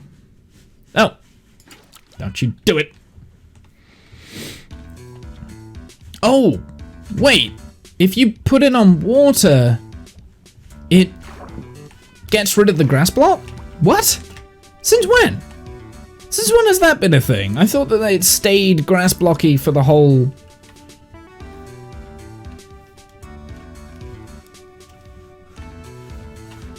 That's new? Or am I just dumb? Probably both. Hey Dab, how's it going? Welcome in. I am currently making a nice little garden for my starter house. When I say starter house, I started this world a year ago and I'm only just getting around to decorating like the garden for my starter build here. I'm still kind of early game. Well, we're mid game now. We're mid to late game, I guess, in terms of Minecraft itself. I've beaten the end, so I guess we're on late game now, or end game. But in terms of resources and stuff, I'm still kind of like early game because I really haven't developed any farms or anything like that. Just because I don't necessarily have as much time to play this as what most people do, work-related stuff. But yeah, basically I'm doing this garden area, and like it's been on the list of things that I've needed to do for a very long time. And in the center of the garden is going to be this pond. Nice base. Thank you. So I'll kind of do a little brief tour around. It's not going to last long, so let me explain my vision for this world and this area. So the vision that I had originally was that basically we've got this like natural formed valley. This was a world that started in 1.18 when that first came out. So we had all the natural terrain and stuff. So in this valley here, my idea was that I was going to have a settlement of villagers, that each building would dictate what was being created in each of the builds, right? So that's a beekeeper's hut. I've just finished that the other day. And this is my starter house. Underneath this whole valley is a network of tunnels that all link together and have a whole bunch of like automatic farms or other interesting farms, and it's like an underworld that was dominated by dwellers that lived inside the mountain. That was the idea. That was the original idea. I've now discarded the dwellers inside the mountain because I just that's more than I can handle in terms of projects. I think just having a village inside this natural kind of valley is already a massive undertaking in itself. But I still like the idea of having unique builds for like different things. Do I play with friends? No, this is single player. I do play with friends occasionally, but not for a while. So yeah, this is my starter base. The idea of this build was that the person who lives here is supposed to be like kind of a hermit type character that moved, built his house, has this lovely garden, all this lovely area, these lovely trees surrounding it, and then slowly, as the village started to expand, he was more and more surrounded by like these eccentric people. Like the next person who moved to the village was this beekeeper who would keep bees and annoy the hermit over there. And then there will be like a shepherd's area like around here where we'll have naturally roaming sheep and stuff, and so on and so forth, right? So there's like a story progression as we go through.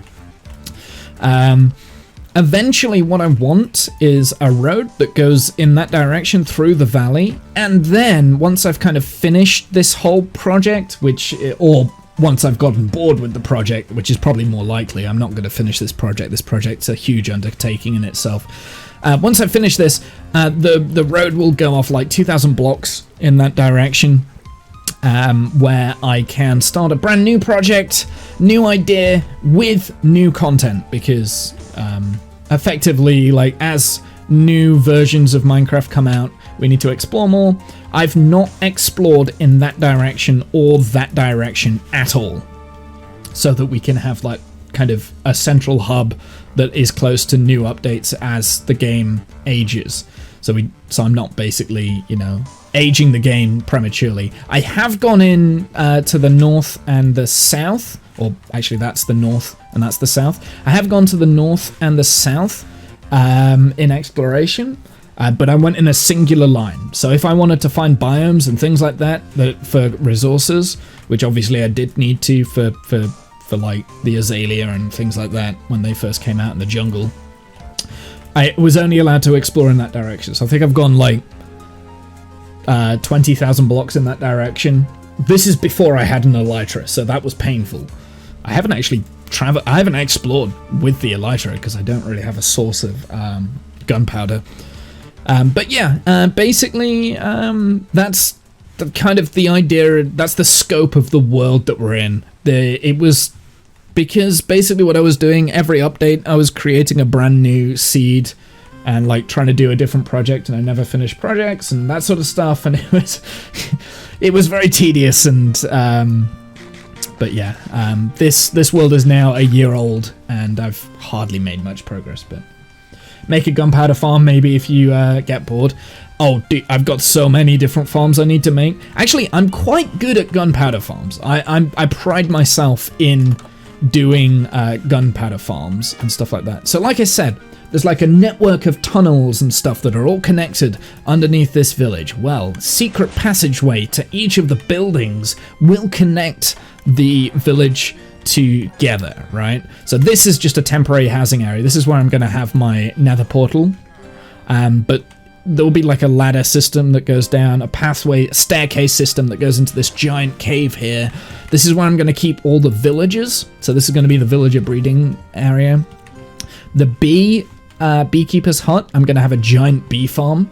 And there's my sugarcane farm. It's only small, it's not massive, but it works. And, you know, cactus farm and this sort of thing. I've got cows down here too, and I've got some other manual stuff. But the beekeeper's hut is somewhere in that direction.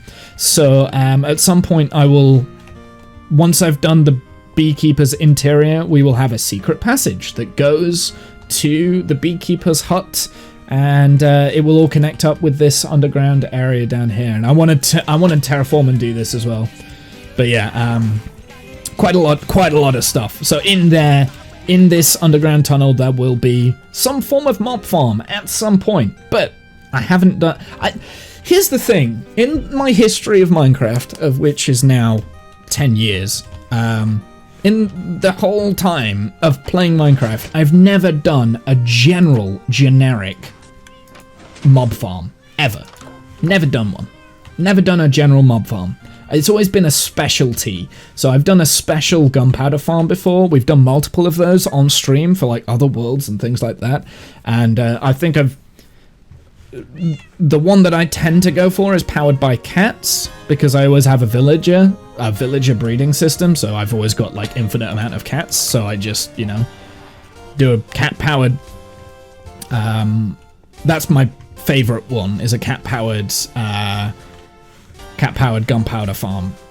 But yeah, I've never actually done a general mob farm before, so I would like to do that, because, you know, I feel like that's kind of like the first farm that you're meant to do is just a general mob farm. But I've never done that, never done it before, because I've always had like a unique way of getting bones. So there's always been like a skeleton spawner farm, so that's where I get my bones from. And the only other thing I really needed is gunpowder, so I just make a specific gunpowder farm and that's it. But general mob farm, so then we can get string. What would I really use for string? I don't really know. I mean, you know. And then the rotten flesh is just useless anyway, so it's like, yeah. But I kind of want to do it just to say, oh, I've done it. Right, axolotl, let's make the rest of this pond, shall we? Enough chitter chatter. Let's make the rest of this pond. Ah, can't reach it.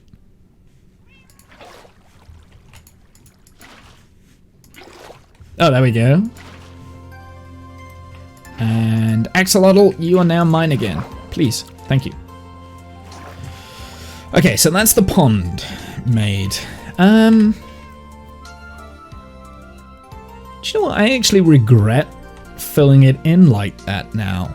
I think I preferred it when it was like one layer lower. But I think if it's one layer lower, it doesn't like hydrate the farms. If it was like below, I don't think the hydration goes up to the layer above. It goes down, but it doesn't go up, right? Hydration. So it does go down. It does go up. It does?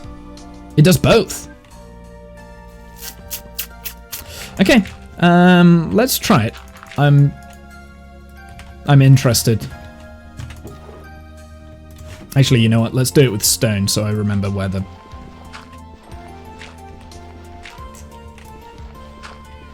I think. Let's try it. Let's experiment. I'm not convinced it does, but I could be wrong. We'll fill the top layer in with stone and then we'll break it away. So I think that's the best way of doing it, right? And that one can just be dirt.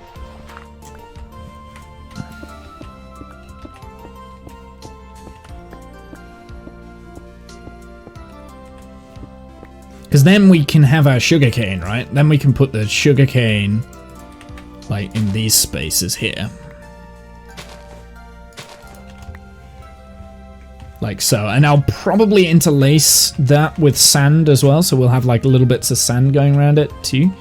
Okay, so if we do that there, does that hydrate? It's 1, 2, 3, 4. Was that hydrated? We'll find out in a sec if it disappears. I'll tell you what, I'm just gonna like do it all the way around. And if it doesn't disappear, because I don't think hydration goes up. I think it only goes down. Yeah, no, it doesn't. No, that isn't gonna hydrate my farm then, which is annoying. Well, there is another way that we can hydrate these farms. We can hide the water in the path here, right? So we can still keep the pond like this, but we can hydrate the farms with the path blocks. So we can keep like hidden water sources there. So it'll look like it's being hydrated by this, but it's not actually going to hydrate it. That's a cool idea. Cool idea, thank you. Okay, so let's get some stone slabs. Okay, axolotl. I'm gonna keep you safe. I'm gonna utilize... how have I not got a bucket of water somewhere? I know I've got an empty bucket of water somewhere. Bucket of axolotl, you get to live. Actually, you know what? I'm gonna put you in my ender chest, then I won't like kill you by mistake. Okay, I'm gonna kill you by mistake. BRB? Okay, no worries. I know for a fact I've got a bucket of water somewhere in one of my junk chests. No idea where though. It might be in this one, in this house actually. Hi back. Welcome back. Oh, there it is. It's right there. Woo! Okay. We don't have to use the axolotl now.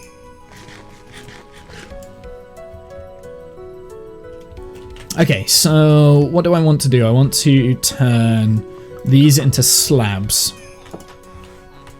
Or stair blocks. Stairs would also work. And then waterlog them. I've got some slabs here. Got some slabs there.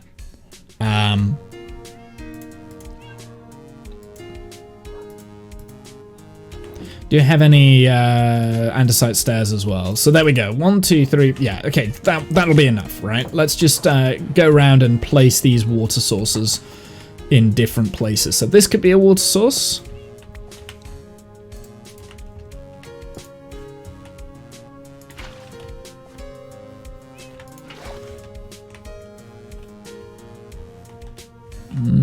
This here can be a water source.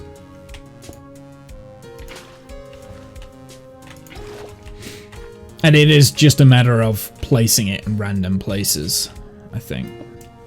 I don't have to be exact with it. It doesn't have to cover everything. We're doing this out of... Whoops, that's not a water source. That one then? it doesn't have to be exact, right? Like, we're not making an efficient farm here. We're making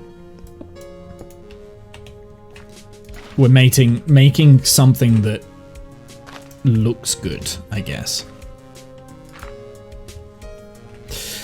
I'm a little bit worried that that's going to turn back to grass, but that's okay.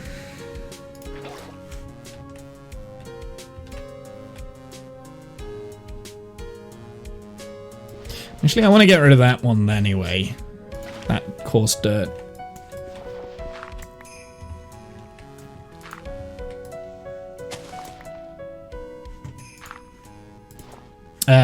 Grass spreads diagonally, doesn't it?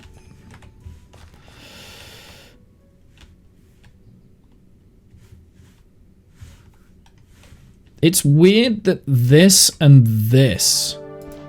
Is that moisture? I can't tell whether it's... Oh, I can't tell. So if we did that there, that should get water to it, because there's that block within like 4... There we go. So there we go. That's what we're looking for. We're looking for that. Okay, let's keep going around with these.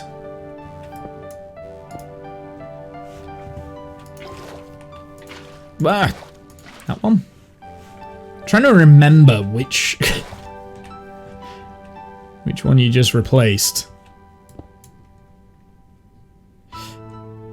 Actually, let's put that one back. I'll swap this one out. I didn't want that.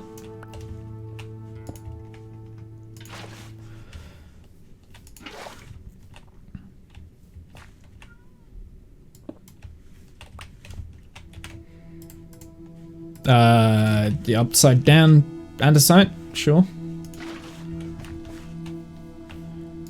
Why are those signs there? So the signs are telling me what I'm going to put in different locations. So basically, what's going to surround this pond here are different farms, right? So you've got 7 different farms. So you've got a melon farm there, you've got potatoes, beets, carrots, pumpkins, and wheat, right? Now, so basically this is meant to be like a very small vegetable garden.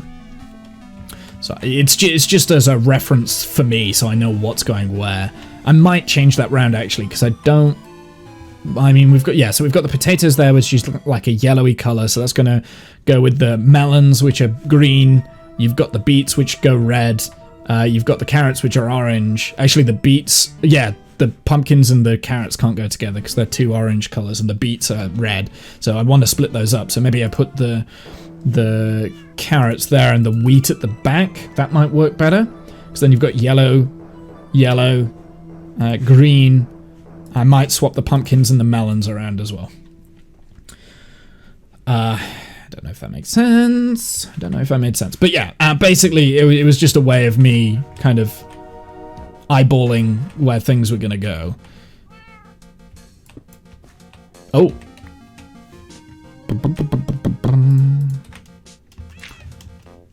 Don't want to flood the undergrowth of that, because I know there's torches there that stop things from spawning underneath my house. And then there maybe for the cobblestone. Yeah, I mean, we're not going to have too many melons, or that'll probably be pumpkins actually.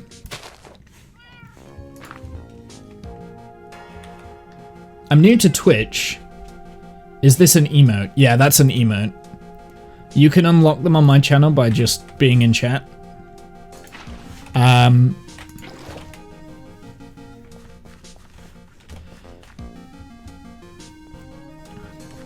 Yeah, you can unlock emotes in my channel for like 24 hours, I think, by just being in chat and getting channel points.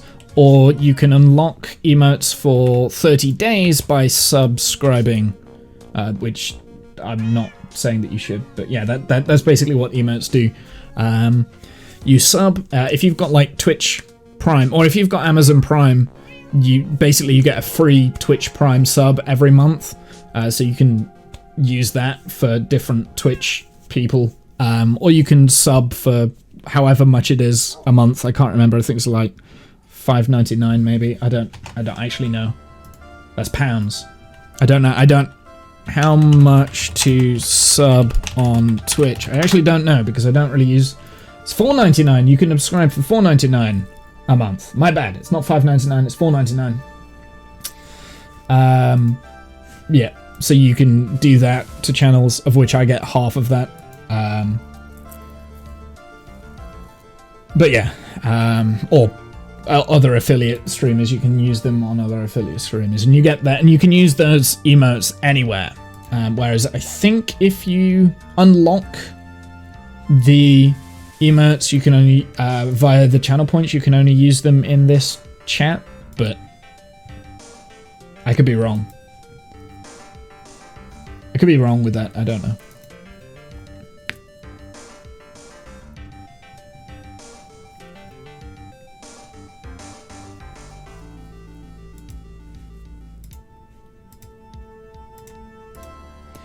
Yeah, I tend not to use Twitch too much anyway.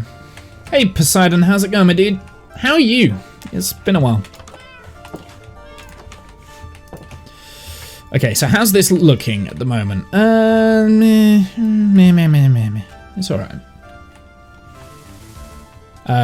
Do you do something else other than Minecraft? Yeah, I'm a variety streamer, so I play a bunch of different games. It's not just Minecraft. If you want a list of the games I play, the best place to head is over to the YouTube channel, because all of my VODs go over on my YouTube channel. If you do exclamation point YouTube, is that a thing? I don't know. I don't know if that's a thing. It's not a thing.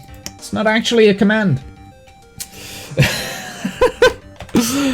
You see, I don't write my commands, so I don't know what my commands actually are. But basically, I've got a YouTube channel that I put all of the VODs to my streams up there. Whoops, absolutely. Everything's breaking. I turned off the music by mistake. Didn't mean to do that. I apologize. It's fine. What was I gonna link you? I was gonna link you the channel, wasn't I?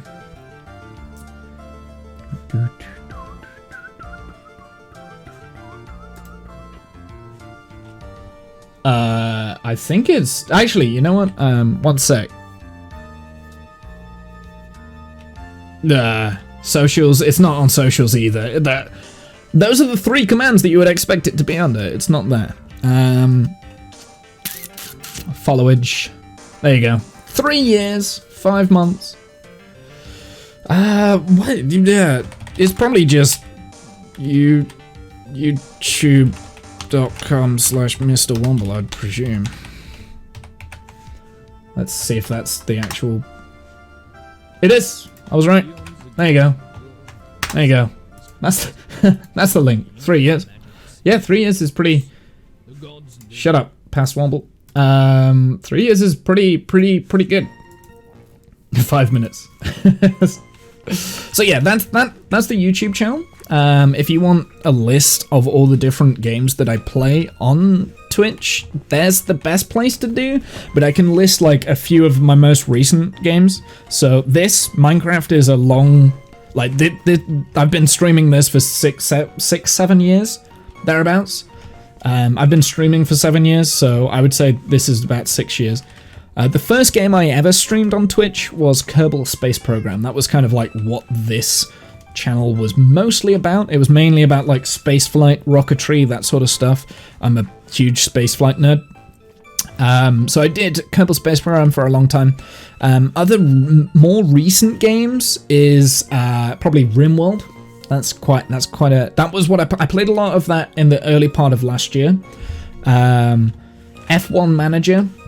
I play that because I like Formula 1. And I've got other playthroughs that we're doing at the moment, like Yakuza 0. But at the moment, Minecraft has kind of been the primary thing. But the main thing that I've been playing, and this is every other Saturday, we play Dungeons and Dragons. So that's less of me playing the game, talking with chat, and more of a show. So that's kind of like my main focus. That's where all of my creative juices go to. It goes to Dungeons and Dragons. The reason for this is because I've always considered myself kind of more of a storyteller. I have been in the past an actor by trade. I'm definitely not one now. So there's quite a lot of like performance that I get from that. I am a storyteller, like I said. Naturally, I feel like a storyteller. Which sounds very, you know, sounds very silly, but silly saying that, but yeah. But yeah, no, I put a lot of effort into that production value-wise as well into Dungeons and Dragons. And basically, me and my moderators are playing a campaign that I've wrote myself, and I design like battle maps and stuff for the campaign for them to go onto. Here, I'll switch over to this. So it's like things like this where I've drawn that, hand drawn that myself. I scan it in, and then they play on it on Roll20, and other stuff like that. And like this whole world that they're kind of like exploring. I don't know if you can kind of see that, but yeah, there's like loads of detail that I've gone into. So I've hand drawn that on myself. I tried to play it with my friends, but didn't really get it. I've been playing Dungeons and Dragons for a long, long, long time. But no one near me plays it. No one near me plays it either, Poseidon. I play it all online. I've only ever played Dungeons and Dragons online. But yeah, that is kind of what I'm proud of, the world I've created. The world I created for Dungeons and Dragons, I kind of created over the space of 4 or 5 years, maybe. It's quite a while. It took me a long time to kind of create the world, Mercia, and now we're playing in it for like, which was quite scary for me, like going from, you know, I don't know. I'm not doing it justice. I'm not very good at doing it justice, but there is a playlist for that world, which I didn't want to do that, which is also on the YouTube channel, and there's also the video, like the introduction video, which is kind of like the channel trailer, I think, at the moment. When are you streaming? I gotta go now. I don't have a fixed schedule, Dabmonk. Most Saturdays. I stream most Saturdays, but other than that, I don't have a fixed schedule. The reason why I don't is because I'm very busy during the week. I work a lot. I work for the healthcare service in the UK. I take blood donation, and I've got long hours basically doing that. And that's pretty much what I'm doing. And then in my off time, I kind of just want to chill midweek. The reason why I'm streaming now is because I've got annual leave, so I'm actually not at work this week or next week. So yeah, I don't have any set days or set times to stream. The best way to find out when I'm streaming is either following me on Twitter, which I never announce when I'm gonna. So maybe actually that's not a good way. The best way is actually to join the Discord and just see when I pop up streaming live. I think that's the best way of finding out when I'm going to stream. And then it's not a matter of when I'm going to stream, it's when I'm streaming. Just, you know.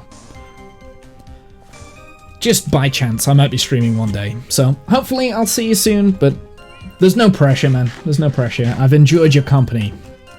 Even if the company is only for, like, say, 5 minutes, I appreciate you popping in. Thank you very much. Goodbye. Have a good day. Okay. Right. I think we want a little bit of sand in here as well. Maybe. I'm not sure. I'm going to do that one as well. That's not what I wanted to do. There we go. No, I don't want the sand. I think the path blocks down at the bottom look quite good. Can I waterlog path blocks? No, is the answer. You cannot! You cannot, Womble. I've just waterlogged the entire cave below now.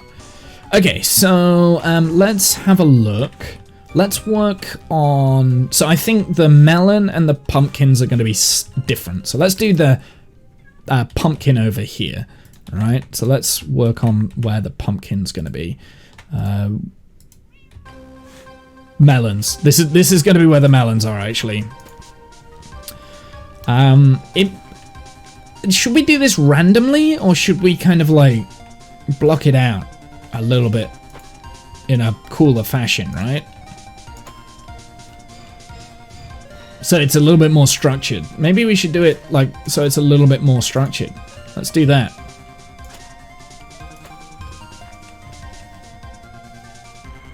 Because the melons are gonna like kind of grow, right?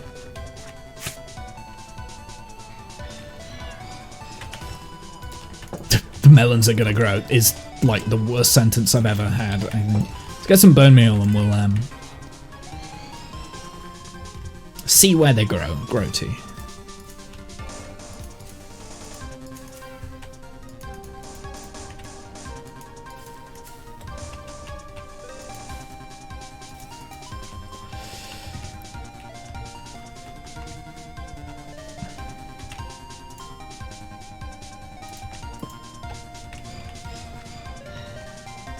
So I'm thinking there's no water source block to feed that one, but that's okay, I guess. I mean, do we just keep it as simple as that? Or maybe we could do like one more. One more melon can go like there or something. Expand it out.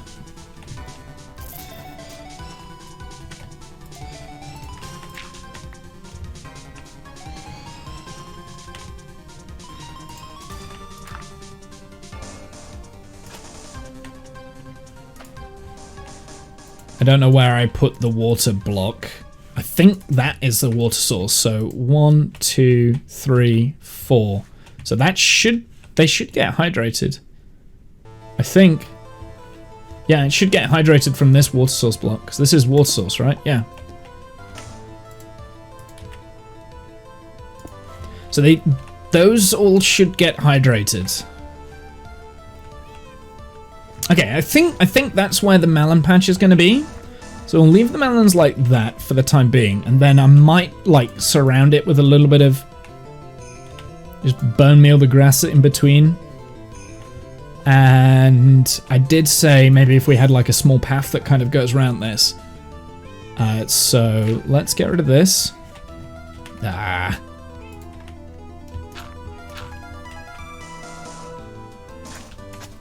We can kind of like do this that goes round it.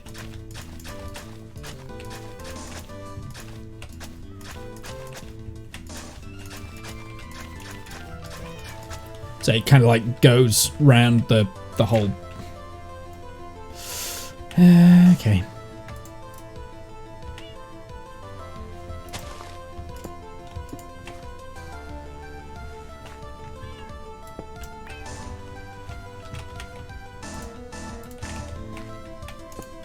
There we go. Something like that, right? And then you've got that transitional dirt to grass path thing going on. Then we also need to hide lights in this farm, right? So sea pickles. I'm going to put some sea pickles in that central pond.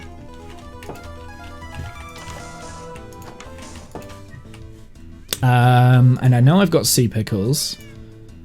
You have to grow sea pickles on sponge, right? So you can't grow sea pickles on dirt, but they can go on dirt.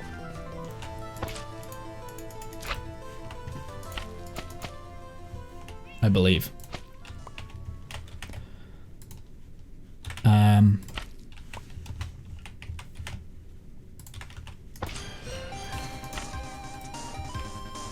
Let's try and bone meal them. Yeah, doesn't work. Just waste the bone meal, of course.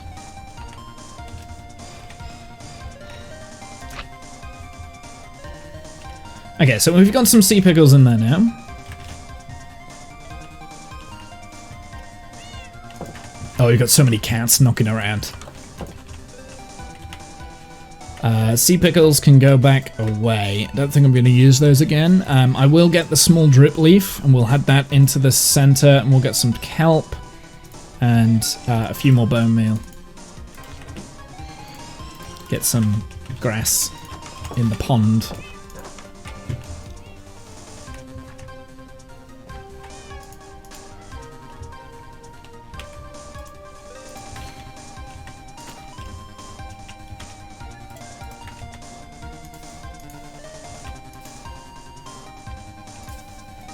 And I think that's good enough in terms of the pond. And we've got a little bit of light emanating from there, but not too much. Let's just put that torch down temporarily.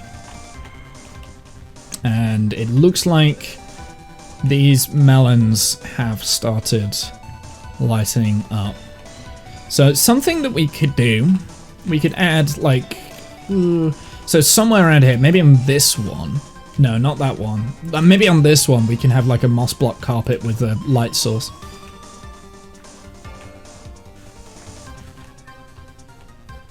Okay, let's sort out the wheat next. Now, wheat-wise, maybe we do a similar thing actually with the wheat. I don't necessarily just want like wheat, you know, and just like wheat there kind of thing, you know. I don't necessarily just want wheat like that. But that being said, you know, maybe that's exactly what I need. Maybe it's just wheat like that.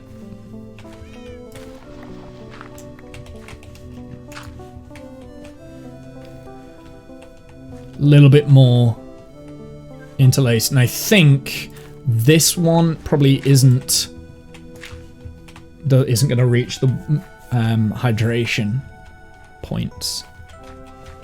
So there we go. Now we've got the wheat in. Right, let's put in the carrots, and very similar kind of thing.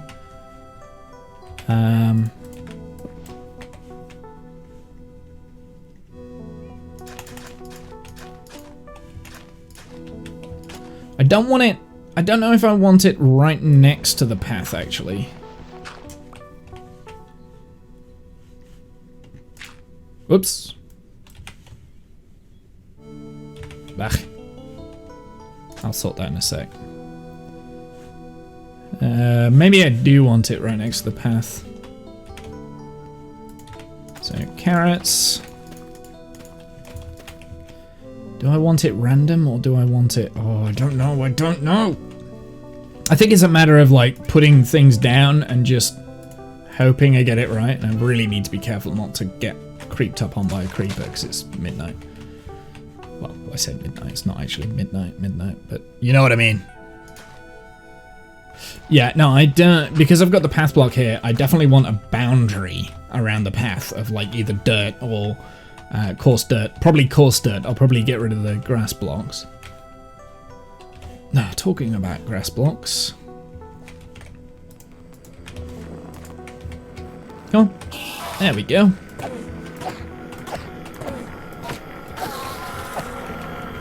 Get out of here. You're not welcome.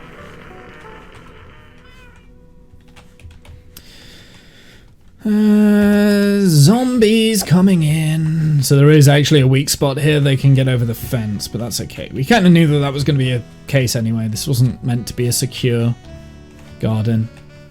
Okay, so we've got the carrots. We need beets next. Beets will go in here.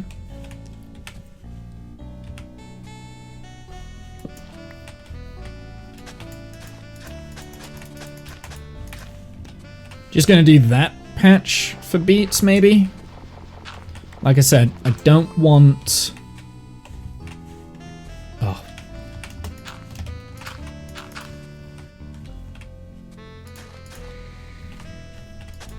I don't want it going right up next to this path block, but it can go up next to the path block there.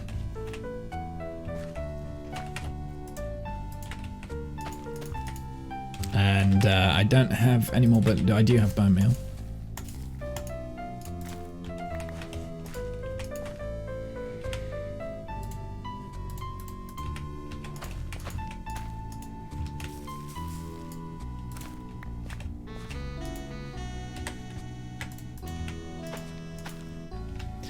I'll have to let that grow. But yeah, that's going to be like the beetroot, I think. I don't know whether I want too much of that. No. I do have grass blocks though, don't I, Dumbo?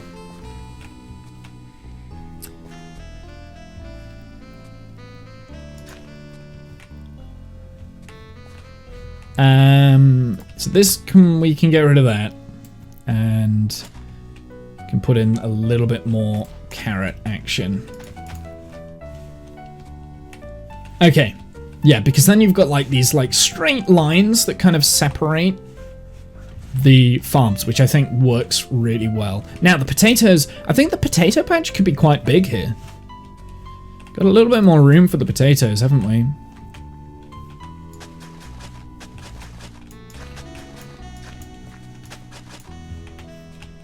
And of course, like I said, we're not doing that one, we're not doing that one, we're not doing that one, we're not doing that one. So the potatoes really do have quite a bit of room to play with. I've only got 2 potatoes. Well, that's not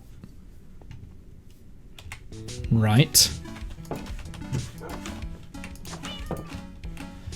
There we go, we've got loads of potatoes, so. Beets can go back in there. Dun, dun, dun, dun, dun, dun.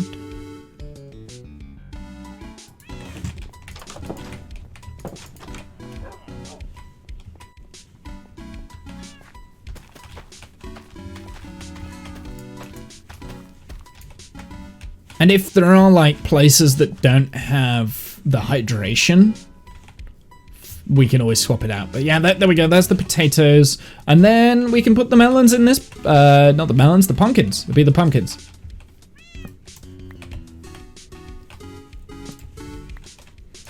And make sure that there is going to be like a separate thing for them. So again, it's going to be a little bit more of a pattern to this, I think.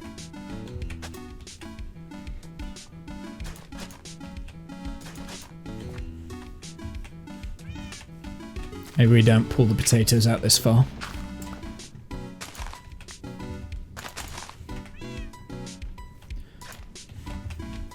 Oh, but that is not good.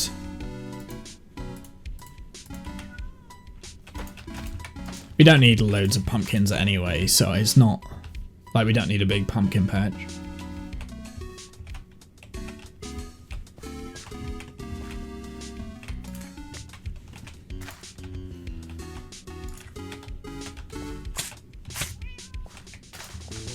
I might get rid of some of these berry bushes. I don't know. We'll see. But anyway, I think that's quite a good little area, maybe.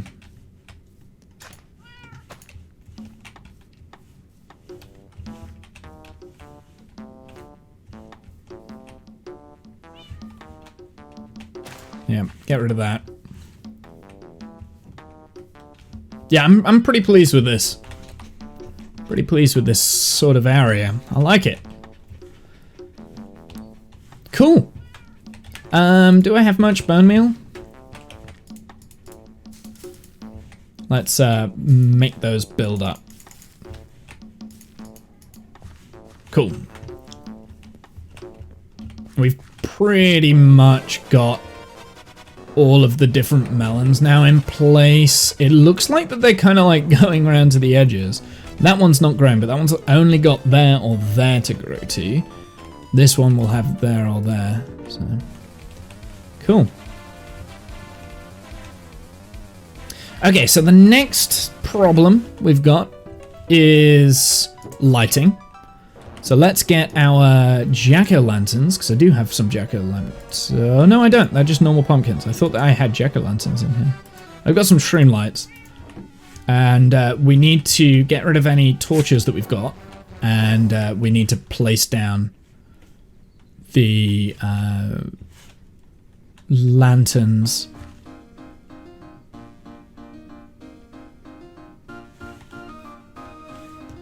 Stealing your house, literally the items they're already built community farms for. Like, what the heck? Yeah, that's a little bit annoying. I dislike that. That's actually, that's not just a little bit annoying. That's very annoying. So there we go. We've got a light source there.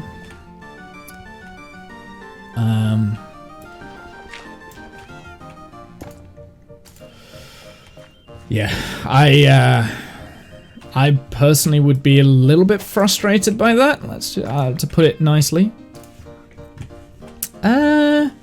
What are these? These are wheat seeds. I gotta be careful with the lights here, though. I think that one is never gonna. Is this? This is the 1, 2, 3, 4. That's never gonna hydrate. So maybe we get rid of this. Because I do want it hydrated, but there's just... If I waterlogged that one, it would hydrate. So maybe we just change where the waterlogging is.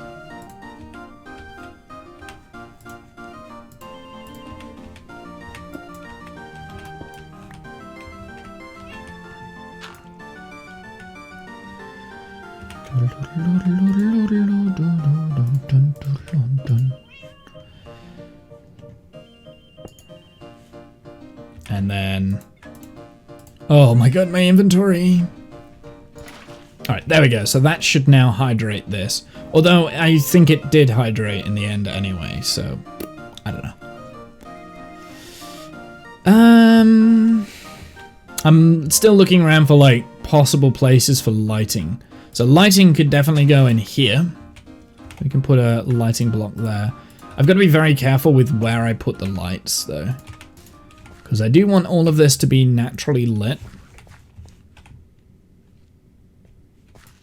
There is a lighting block there that we could put in, which I don't think I've got any more lights available, do I? Well, we can get rid of, say, this light block. No! You can get rid of that light block there. And place this over here. And I'll find out in a sec. Like, during nighttime, we'll find out if it's going to be effective or not. Another reason why we kind of want lighting around the farms is so that these grow up quicker, I guess.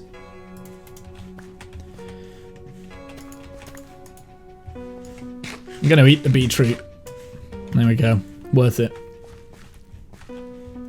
Grow up quicker as... I know what I mean.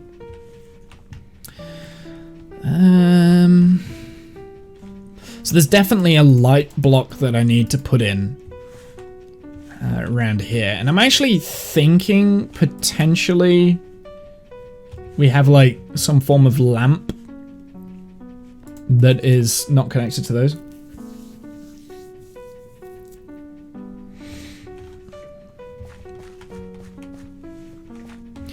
Also, let's get some moss growing in places just to add up the texture of the...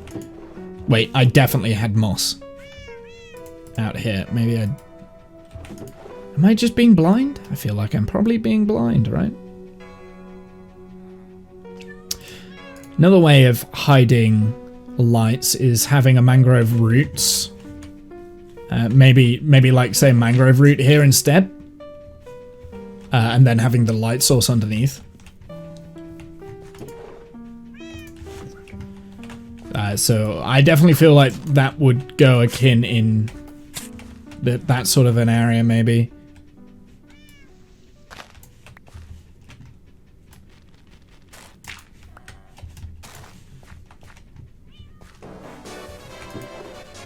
Do I have any more mangrove roots? I do. Right, let's go and sprinkle some of these mangrove roots in anyway, because I was always going to do that with the mangrove roots.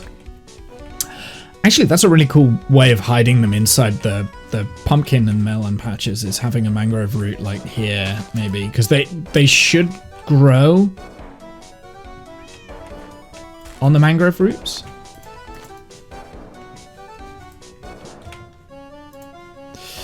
Yeah, that's quite annoying, Poseidon, with the theft. I don't know why people do that in public servers. I don't know why. I mean, especially if you've got like community items and things, it doesn't make sense to me. But people do silly things, I guess, for video games.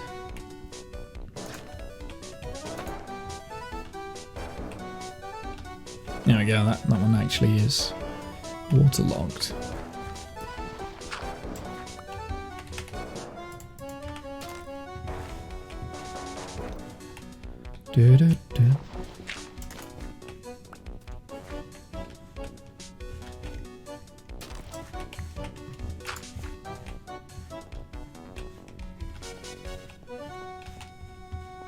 There we go. How does this look as a garden? Bear in mind, obviously, there will be lighting, natural lighting that comes out. This looks. I'm really pleased with this. I'm really pleased with how this. Chat, I want to say thank you for forcing me to do this today, because this was never going to get done. I was never going to do this off stream. I guarantee you I was never going to do that off stream. That looks really good. I really like that. I'm really liking that. I can just imagine like the potato, the yellowy potatoes coming through, and the red beetroots to finish, and the orange carrots and that sort of stuff. It just like makes things pop. Also the wheat. Like once everything is like fully grown, I think that's going to look really cool. And then you've got that secret mess back here. I think this looks really cool. So now the question is, what do I add here? Do I just leave this as kind of like a little bit of a dirt path? I think I should. I think I should just have like this as a dirt path. I mean, we could have some like shrubberies that kind of grow up maybe next to it. Actually, yeah. Why don't I do like a little hedge? A hedgerow of some kind. Oh, I didn't realize that the roots connect up with the wall. Okay, well that's disappointing. But we can still have like a fence post or something there that shouldn't connect up.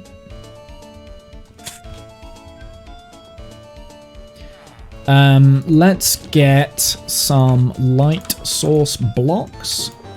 I think we've got shroom lights. I will take the shroom lights because that's kind of what I've been using to light things up in the garden. Even though I don't have that many shroom lights. So where are we going to put our shroom light? In here?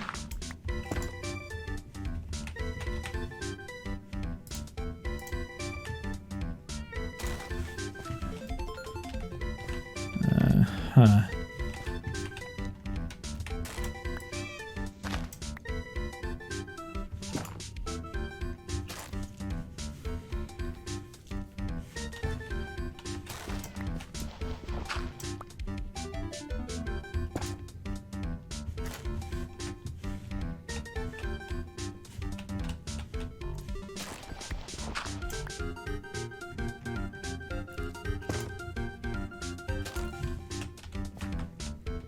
Then maybe one here. I don't know. Let's have a look. Let's see what the lighting levels are. As long as there's no like spawnable places inside the garden, which there isn't, we're all good. We're all good. We're all good. There's all stuff that cannot get spawned in. I'm actually quite happy with this to say this is done. I don't want to do too much. I'm not so keen on the berry bushes. Like I think the berry bushes should be there should be less of them maybe. I only need like a handful, and then do like like maybe another bush underneath, kind of like.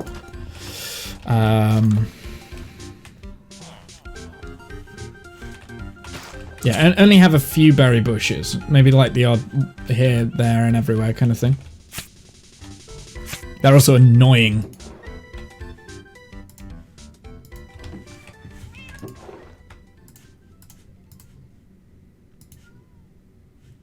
I've got jungle leaves.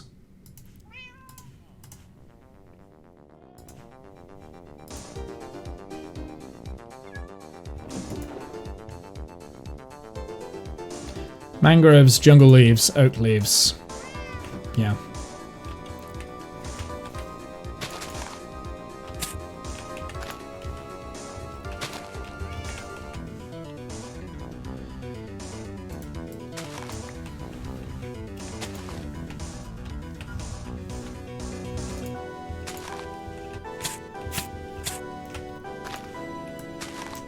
Whoops.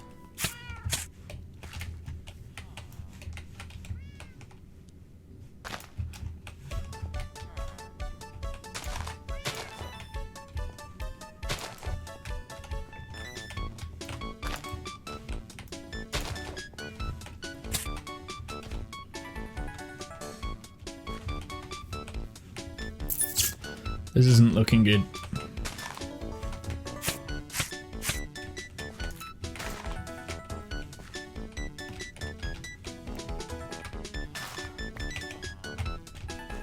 There we go. So the reason why I've done that is, number one, so I stop walking over the top of it.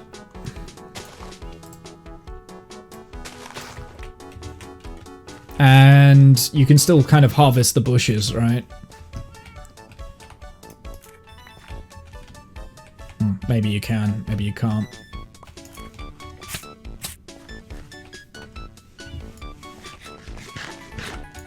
I don't know. I don't know how I feel about it.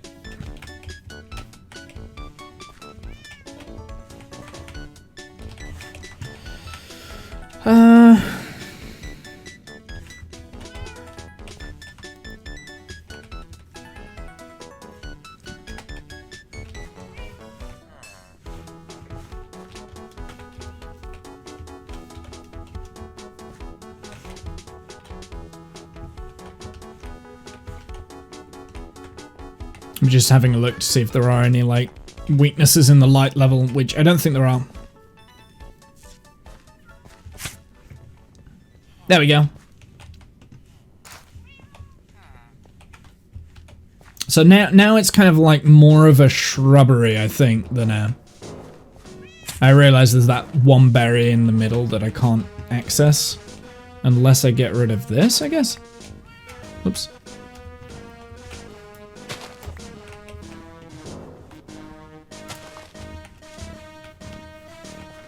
There we go. Now I can access all of the berries. No, there isn't. There's still that one on the top.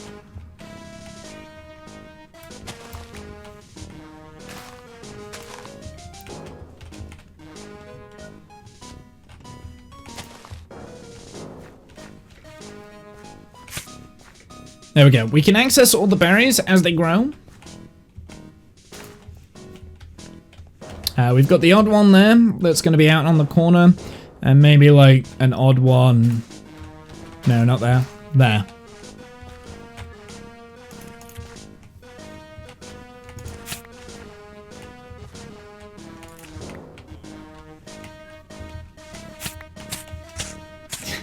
Pain in the backside. I hate berry bushes. I really hate berry bushes. There we go. I quite like that. I quite like what I've done with the berry bush there.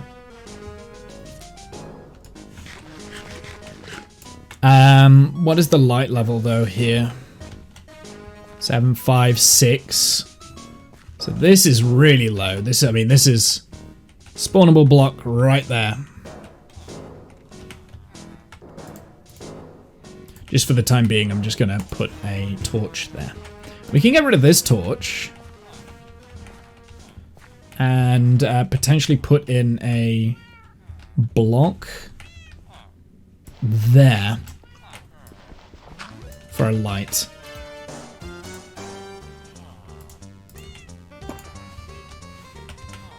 The last thing I need right now is for things to creep up on me, quite literally. We also need to figure out what's going on in this little area.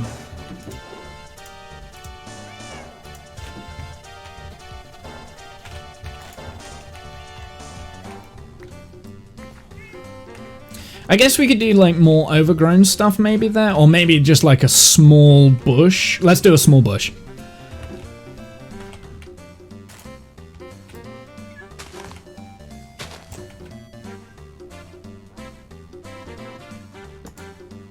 No.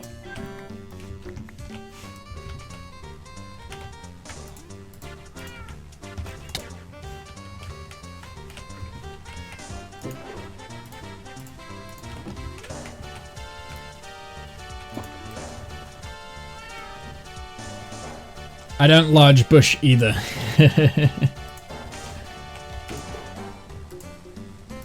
Mangrove wood. There we go. Cool. Dun, dun, dun, dun, dun, dun, dun, dun. Right, let's get some mangrove leaves and things.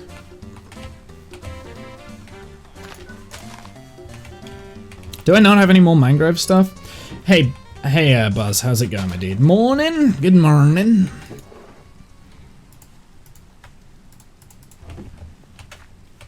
Maybe we can have like a bit more of a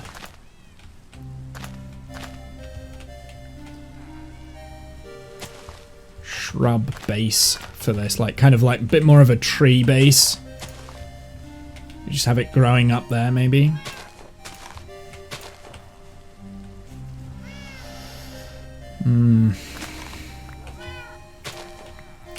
There we go. Maybe something a little bit like that. That's just, you know, just enough, I think.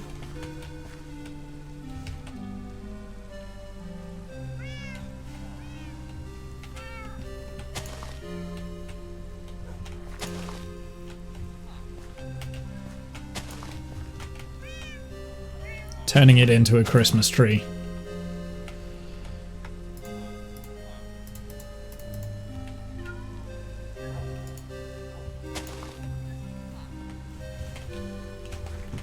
That cat needs a fish. Yes, it does. I don't have a way of getting fish.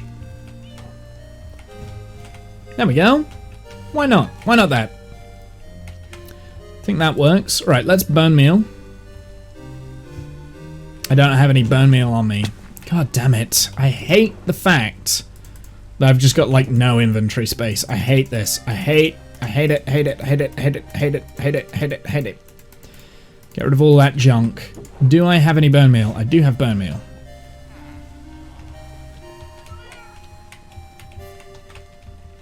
No, no. We're not going to just bone meal that. I know exactly. There was something that we caught, that we bought a while back, that it's like needed to go in these window shelves. And that's the blue orchid, because these are rare.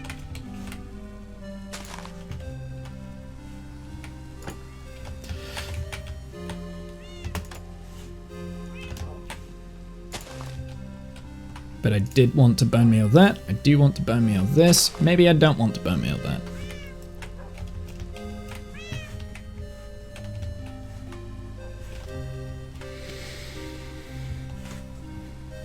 I don't like there being two blue orchids there, actually.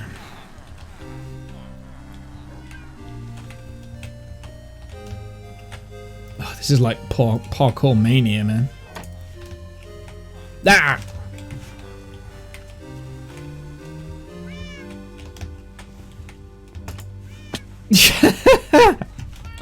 You idiot. What's mangrove useful for anyways? So mangrove wood, it's any type of wood itself, really. The root is pretty useful because it's, you can put light blocks underneath the root and make them look pretty cool.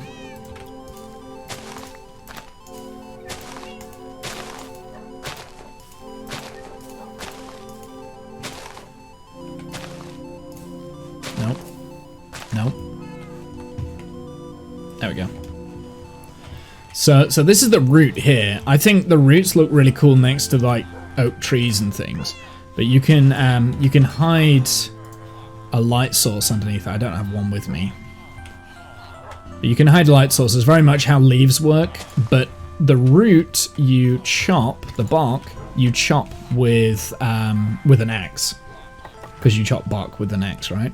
So it's very similar to leaves. They are transparent in nature, which also I don't think sticky pistons work with them. If you wanted to go technical, but yeah, that's the mangrove bark there.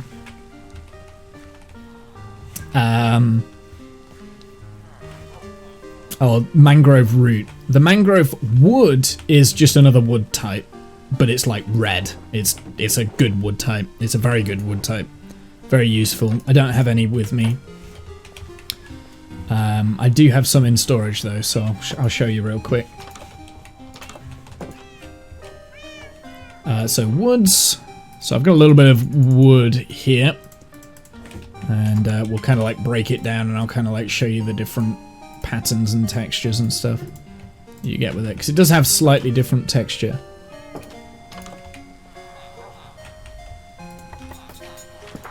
So that's the wood with the bark with the bark on. It looks very similar to like dark oak wood, that sort of thing. Blends very well with the stripped dark oak logs like that. It's a slightly lighter brown.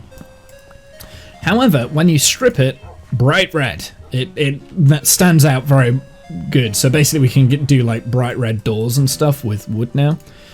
You've got the normal woods there as well, so that's the normal wood. You've got unique patterns for the trapdoors and doors.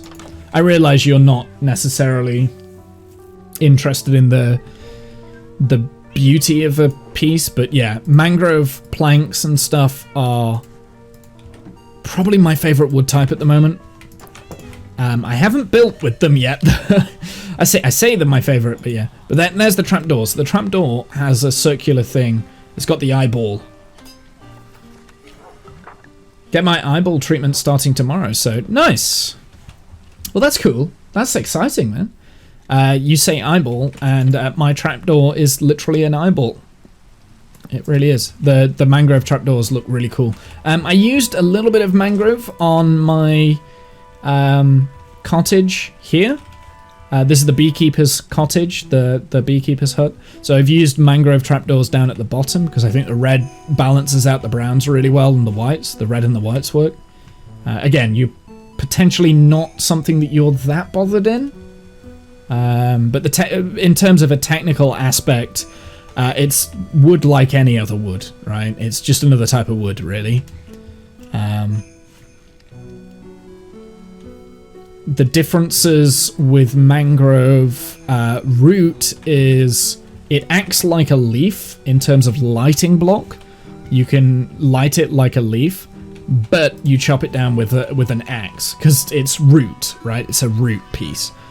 It's a clump of roots together. There's a cat there that's stuck. So yeah, it's got a little bit. It's a little bit different. Can it be waterlogged? The bark. Good question. I think so. I think so. But I legit do not know. So let's find out. I think it can be waterlogged. It can. Yes, you can waterlog the bark, right?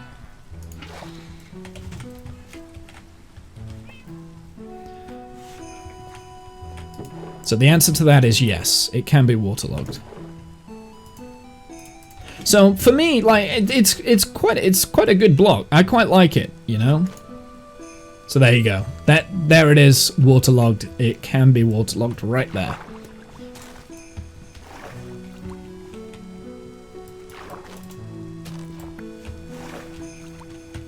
Most things can be waterlogged now. I don't think leaves can be waterlogged. Let's see. Oh, you can waterlog leaves now as well. So you can waterlog leaves. Most things can be waterlogged now. Like stairs and all sorts, that was already a thing, but maybe that's what we should have waterlogged the farms with, is the like little bit of water there kind of thing. Maybe that's what we should have done with the farms. Add that little bit of blue. Actually, yeah, I'm going to go around. I'm going to waterlog all the different route. That's a really cool idea. I think it gives a little bit extra visually. Oh, whoops. Don't do that. Yeah, most things can be waterlogged now. On your tree farm, but you can't decide what block to put under them. Leaves. Yeah, you can have leaves for the ground. Well, like I said, you can waterlog leaves now, look. So look, leaves hold water, which in my head feels weird, but that's the design, it's, you know, useful.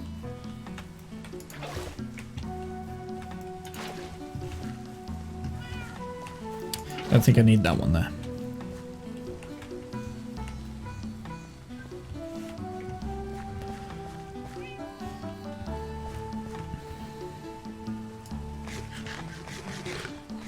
I'm going to keep saying it. I'm really pleased with how this little farm area has worked out. Something down here. So I think we should just bone meal this area. We'll just let it have grass. Maybe not with the... There you go. We'll just have like a grassy area because we're not supposed to walk through that. It's... I'm tired of skeletons spawning in my tree farm, and it doesn't feel like having a torch graveyard. Well, yeah, so I mean, you can have leaves and then have the light source underneath the leaf if you would like. You could do that because light emanates through both tree bark and leaves, right? So you can do it that way. Which is how I've lit this whole area. I've got the tree bark underneath it, and the lighting source underneath it. You can also carpet the whole area, and then skeletons will not spawn. But then you can't do what you want to do with it. Maybe, I don't know. They can't spawn on leaves, and leaves would look kind of cool as the entire ground.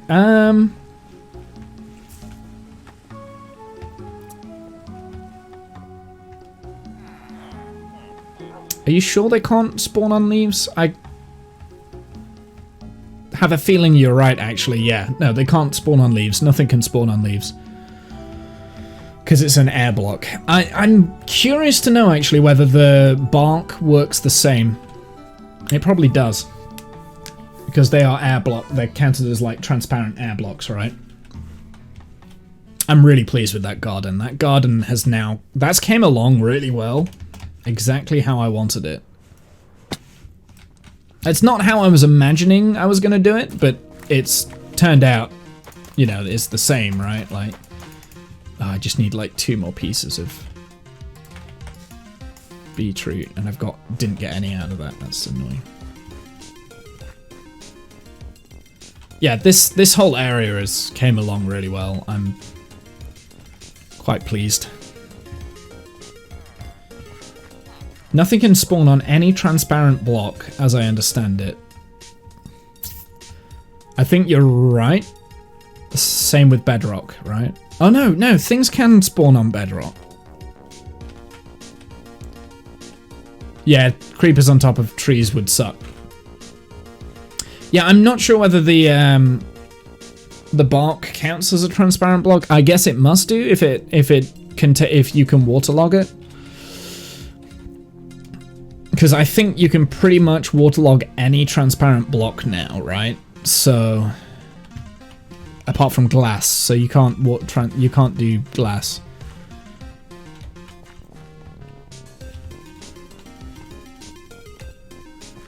So waterlog a torch. Torches, yeah, no, not torches, but you can waterlog lanterns. So lanterns, you can waterlog these. Not torches. Torches get washed away, but you can do other light sources. So like the lanterns are fine. I've got loads of lanterns here, I didn't realise. Go waterlog a torch. Yeah, you can't waterlog a torch. I don't think torches count as a block though. They're not. No, they don't count as an item. So maybe when you place a torch, they do count as a block. I don't know. But you can waterlog like rails now. Like rails and stuff can be waterlogged. So that means that you can do like a minecart system underwater if you wanted to. Because the rails and minecarts and stuff don't get affected by water. What else can be waterlogged? Pressure plates can get waterlogged, I believe. When they couldn't before, I think they... Do I have a pressure plate? Let's go and test it. Oh, we can make a pressure plate for the test.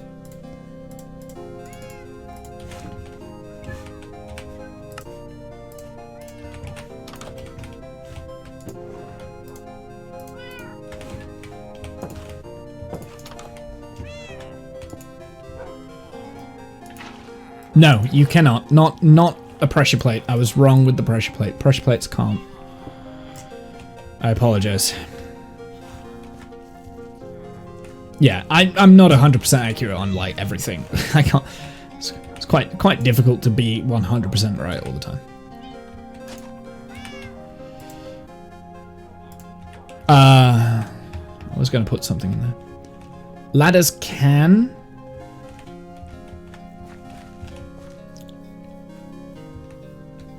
Yeah, I think you're right. I think ladders can.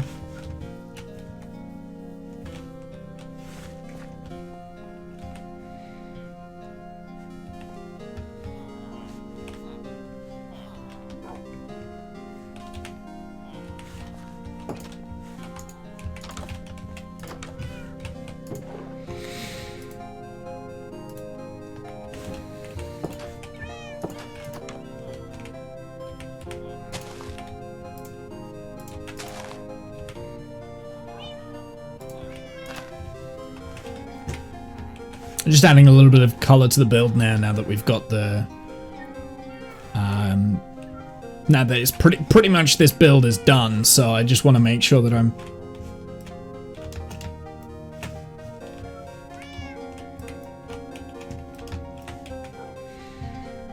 adding as much to it as I can, if that makes sense.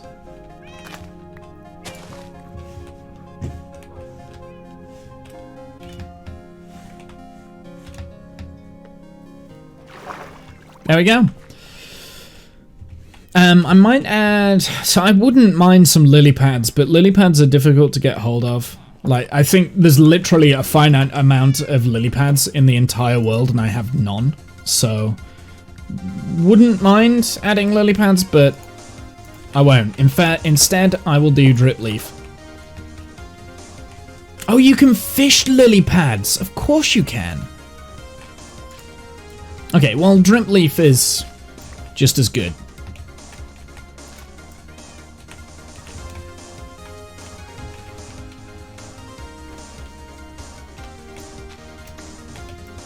Drip leaf does the same, so, you know. They count as rare treasure, though, yeah. I forgot that you could fish out drip leaf. I guess we can stand on here and do some fishing. Let's get some fishing going. Chat, you have no idea how happy I've done this garden, or at least made work on the garden. Lily pads, yeah, the rare treasure.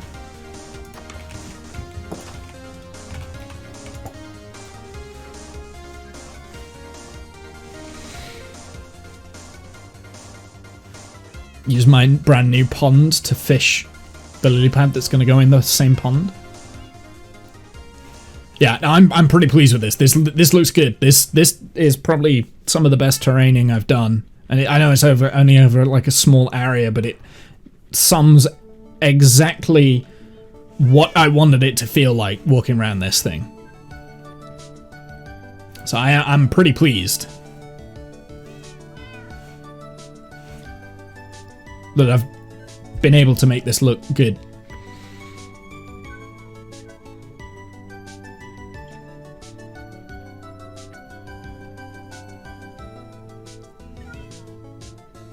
I want to swap out some of the grass though with mossy blocks. So that's going to be our next job. It'll just help add a little bit of texture and difference to it. Just so it's not all the same kind of thing.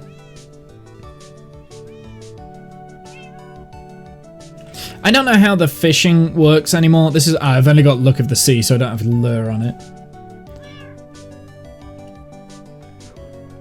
Yes, it does. We have some fish. I got a fish. You are correct, it does. Because all of this is hydrated by waterlogged objects, left, right, and center. The path is waterlogged in places. We've got waterlogged roots and stuff, and everything is hydrated. So, waterlogged things hydrate a farm.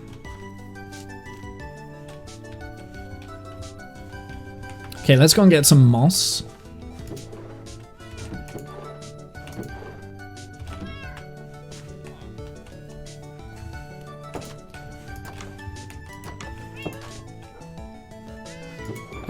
there's the moss blocks. I'm gonna be careful with moss blocks because you can accidentally burn meal moss and then end up with way too many. Nope.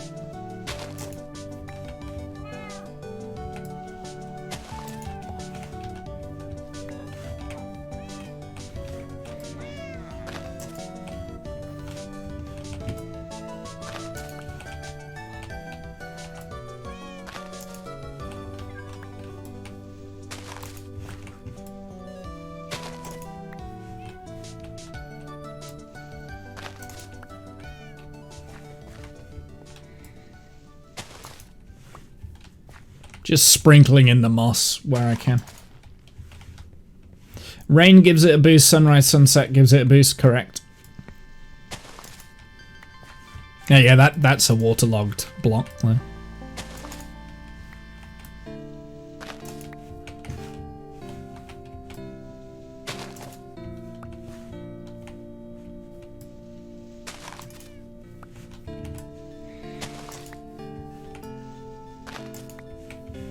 Just interlacing this moss into the grass makes it look a little bit nicer, I think.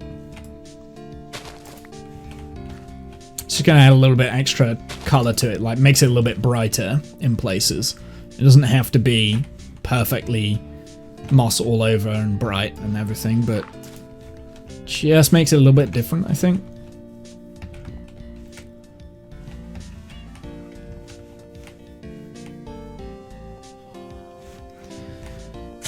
And any of the grass blocks, I think I might just burn meal just so that we can...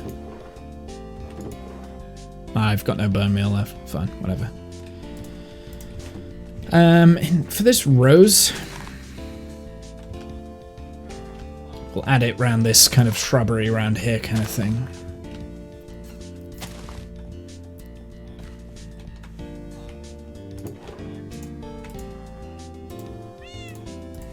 And the sunflower, I'm gonna add into this area there.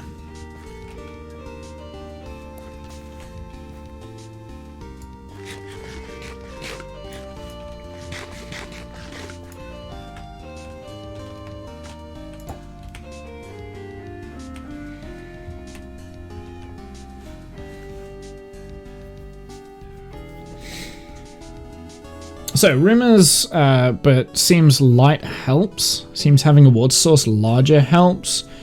Seems having deeper water source helps. Internet people say that if you go catch fish with a bucket or put the water in your fishing hand, it helps. Interesting. I didn't know that.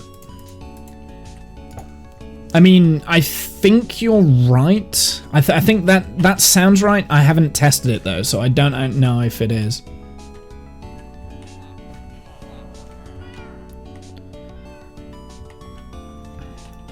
I know rain does. Rain definitely gives it a boost. Sunrise and sunset definitely gives it a boost. Oh, pufferfish. And then obviously your enchantments on the fishing rod help. But I tend not to do too much fishing anyway, so I'm not really that bothered. Hard to test because it's hidden stats. Yeah. Yeah, in order for you to test it, you would have to eliminate things bit by bit, and you can't do that.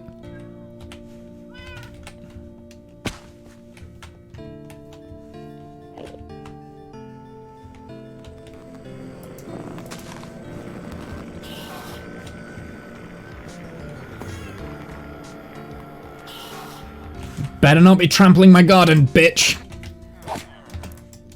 Oh, you dick. It was a crit hit too, and I don't know where he's gone.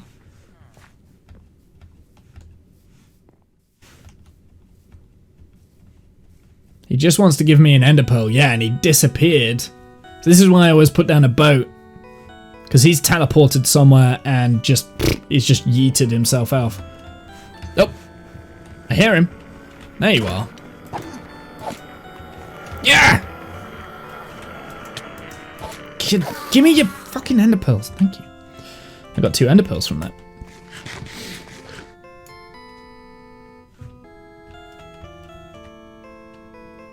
I'm really pleased with how this garden has turned out.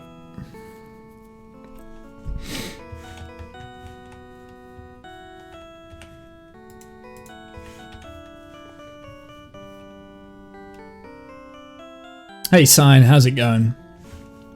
So we've just finished working on my garden.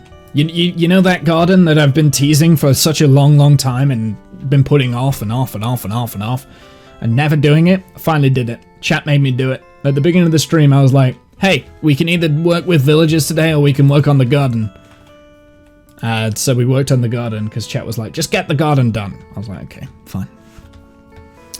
And I think it was like someone who hadn't been in the stream much before that was just get the goddamn garden done. I was like, fine, okay, I'll do the garden. I haven't actually finished it 100% though, because over here we have a tree/bush. So a tree/bush here. But it's looking really good. Garden! Yeah, I know. It's looking nice. It's looking really nice, especially from up here. Just kind of my vantage point of this whole build. I'm a little bit worried if I put another tree in there, it's going to completely hide the building. But then at the same time, I don't like the building, so. But yeah, no, it's legit looking really, really good, actually.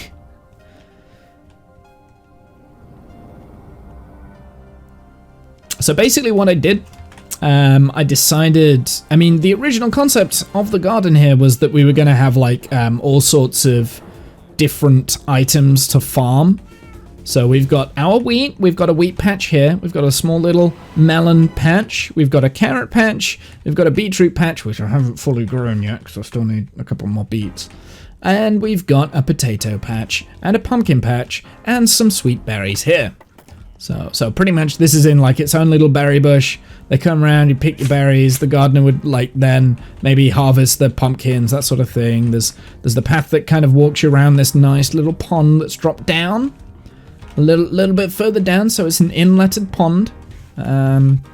And then you've also got a pond over here as well with a bunch of mess back there because the gardener never looks after this. So this is all the wild flowers that have kind of grown and spilled over to the other side of the wall out of his territory because this is the wild flower bit and it's hidden away, so it's wild. But this is all like quite neatly trim and proper and tamed, and I think it looks good. I think it looks really good.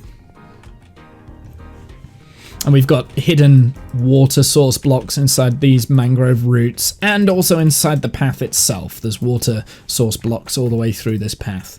So yeah, I'm pretty pleased. We've also got hidden lighting in places too.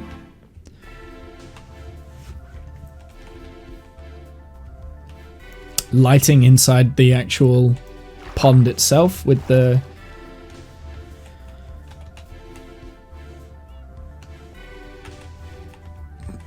what's it? I can't think what they're called. Sea pickles.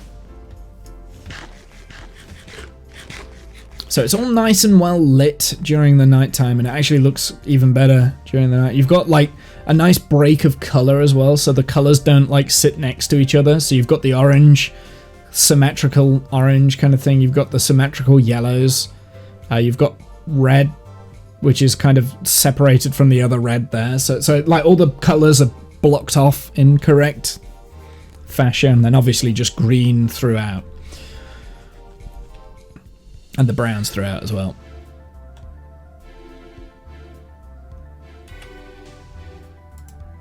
I've still got dirt, jungle leaves with me. Coarse dirt. I think I'm going to replace one of those grass blocks though with the coarse dirt. This one here. And then maybe this with normal dirt.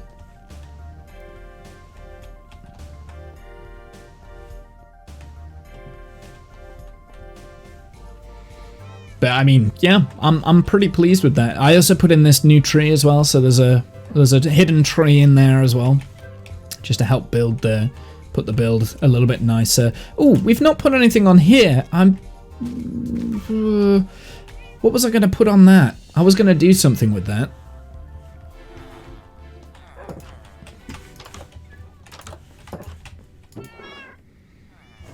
I was going to do something with that. I was going to do something smart with that one.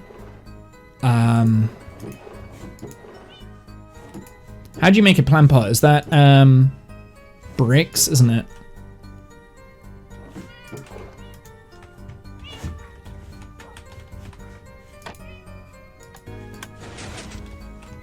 Tell you what, let's take a couple of emeralds. We'll get some bricks. I think it's you. There we go. So now, can I make a plant pot?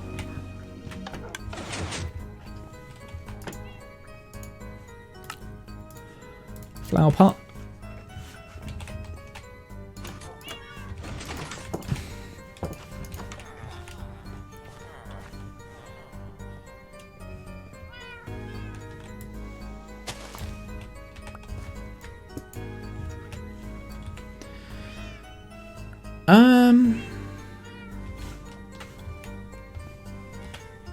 I know I've got drip leaf.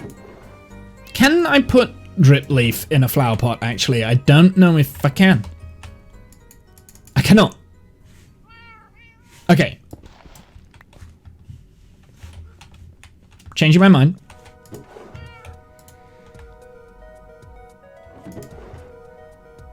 Changing my mind.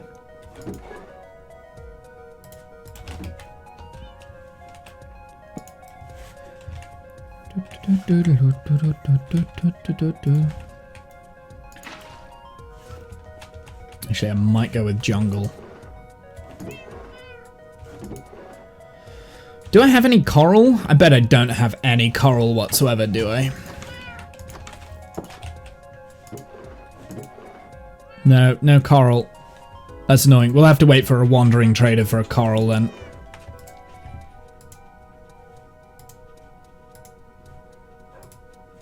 Okay, so it's not quite done.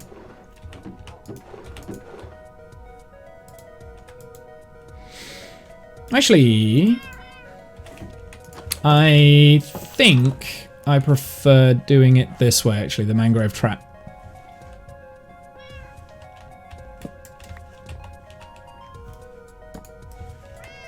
Alright, that like that. Then I was going to have like some coral that sits on top. And like, just as a different sort of flower. Might do something similar with that, actually.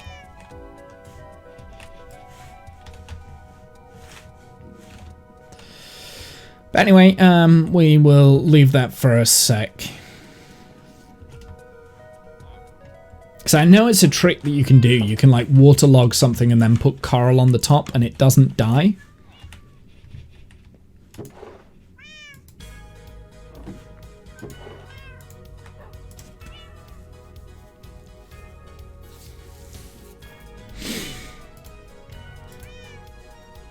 Dirt can go away.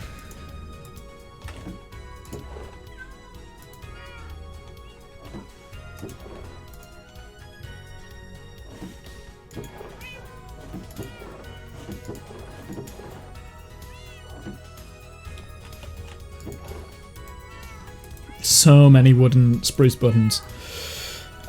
Beetroot is food, so that can go in that. Torches, that can go in here. A chachi slab can go in there. Ladders stay in my inventory. I need to go and get some more water.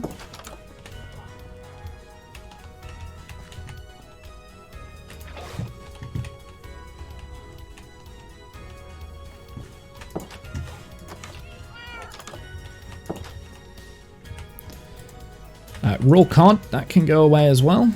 Oak boat is mine. 4 emeralds can go away. Water bucket. There we go. Okay, cool. My inventory's sorted now. Now I don't just have junk. So yeah, we're kind of waiting for a wandering trader.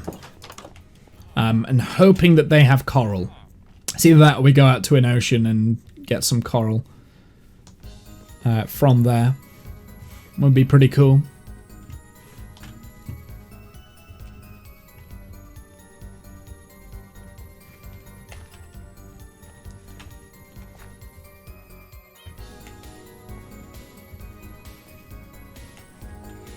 And that's just to put the coral on the top here, because I think that works.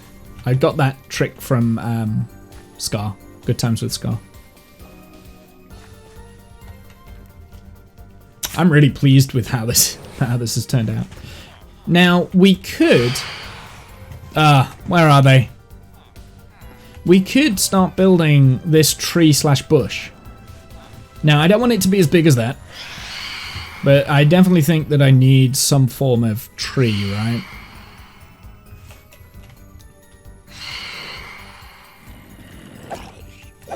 Did you spawn in there, or did you run into that area? Oh my god. Oh my god, stop it. Why are they not jumping down? Oh, here we go.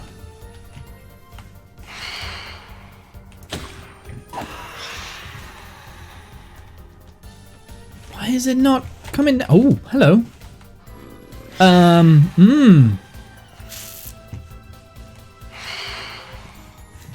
Trying to think, what's the best way to save this guy? Oh, bollocks, I missed it. What's the best way to save this guy? I've got like 5 minutes to decide.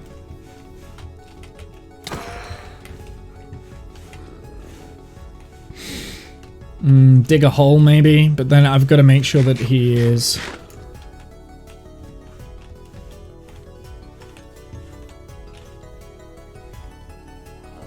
like tagged. Can he pick up an item? Let's give him a carrot. No, he can't pick up an item. Maybe it's not worth it. I could put him in a boat. Put a helmet on him. Trap him in water somewhere. If I trap him in water, doesn't he turn into a drown?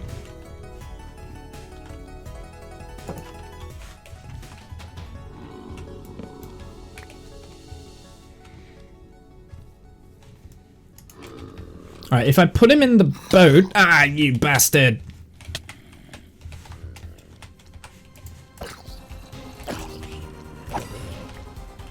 Oh my goodness, no! Will you stop? Stop freaking zombies!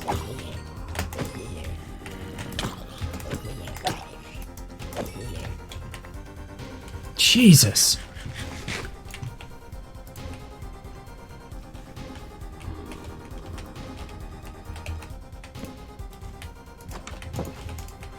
There we go. Put the door back. That's good.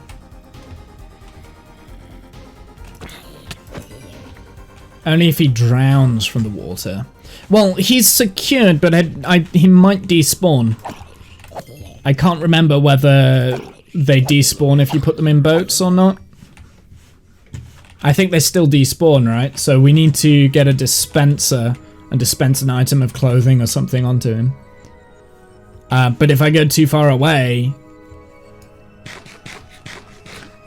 Well, I mean, at this point, it's worth the risk. Like, he's not going anywhere. He's not going to die. It's worth the risk. Like, I'm not going to lose anything from going out of my way, and yeah, I'm going to take this out.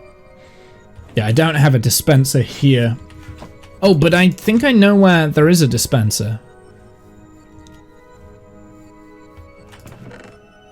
Nope. Alright, let's go and get my redstone, and we'll get, like, an item of crap clothing. And if he's gone, he's gone. If he hasn't, then great, because we get a new villager that we can tame. Dispenser, redstone stuff.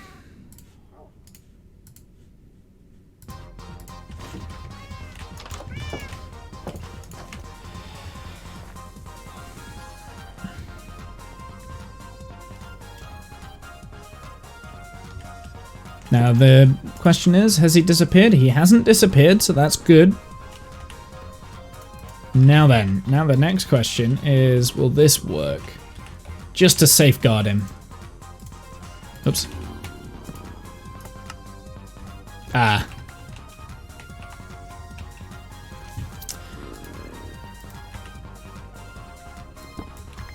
Actually, thinking about it, it needs to be like a block higher anyway, right? Because it needs to target his head, I believe.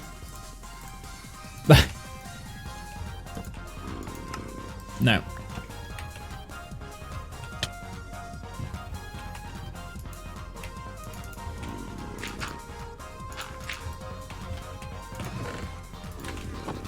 I'm gonna make this work. Even if I have to brute force it. Okay, now I want to... I'll tell you what we could just do. I could just freaking... Do you know what would actually make him so he doesn't despawn on me? Just throw a freaking splash potion of weakness and then cure him. And he should stay in the boat. And he's definitely not going to despawn.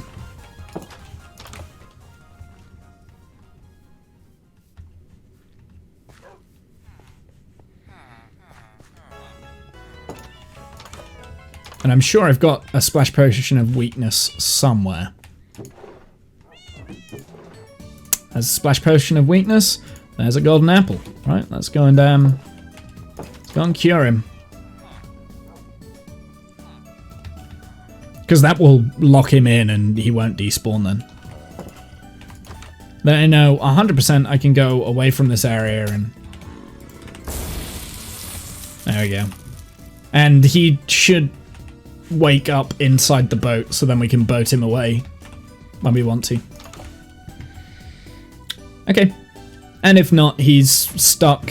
Yeah, he's not stuck in there because he can get out through the doors, but the doors are recognized as open at the moment, so I don't think he can path out of that building because all of the doors think they are open, so he's just going to continuously try and walk through the door thinking it's open, but he won't be able to get through because it's blocked there. It's the same way that it stops the zombies from breaking down your doors. If you position them so that open equals true, so if we go onto F3, and if we look at this door, on the... it's that side, there's like targeted block, and it says Minecraft Dark Oak Door facing east, half upper hinge left open true. So Minecraft thinks this door is open. If we do that, open false, right? So open is true, so it thinks it's open right now. Which stops zombies from trying to break it, because zombies will only try and break doors if they are closed. So open true, open true, open true. So I think the villager will not try and close the door to get through the door. He will just try and path out. He'll just like stand here and just be stuck. Like this. Just stuck. Like that. So I think that's how that works. But I could be wrong. Could be wrong with that. We'll find out if he pops outside the boat, which he shouldn't anyway, so it doesn't matter. It's all immaterial because he shouldn't spawn outside of the boat. There we go. Excellent. So all of this is done. Do you know something that we don't have here, which I kind of wanted, was a composter. So maybe we put a composter in there. That's a good idea, Womble. Let's do that. Hides the composter. There's still a functioning element to this garden.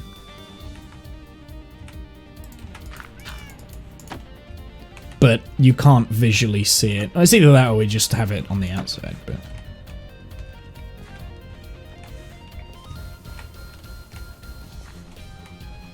but that's the composter in there, which I think works quite well. But I might just change the direction of that so that it opens in that direction.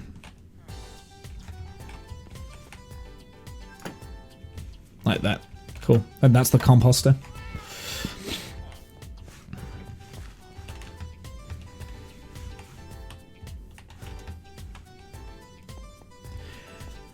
let's be honest. This is the perfect starter base, right? I'm no longer in the beginning of the game. We need to be building a bigger base.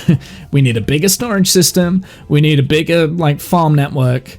We need everything. We need everything, right? We really do. So the actual cave itself is underneath this mound here, or somewhere over in this direction, because the opening is like over there. So the actual cave itself is like right underneath here. And I believe this probably goes into my cave as like an exit and entrance system. It does, look.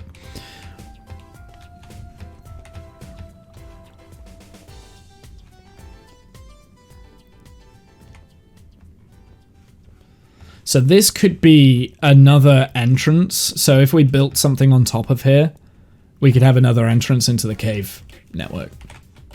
There's also that as well. I don't know where that goes. So if I wanted to build something here, we could do that. Or at least we've got easy access to another route into the system.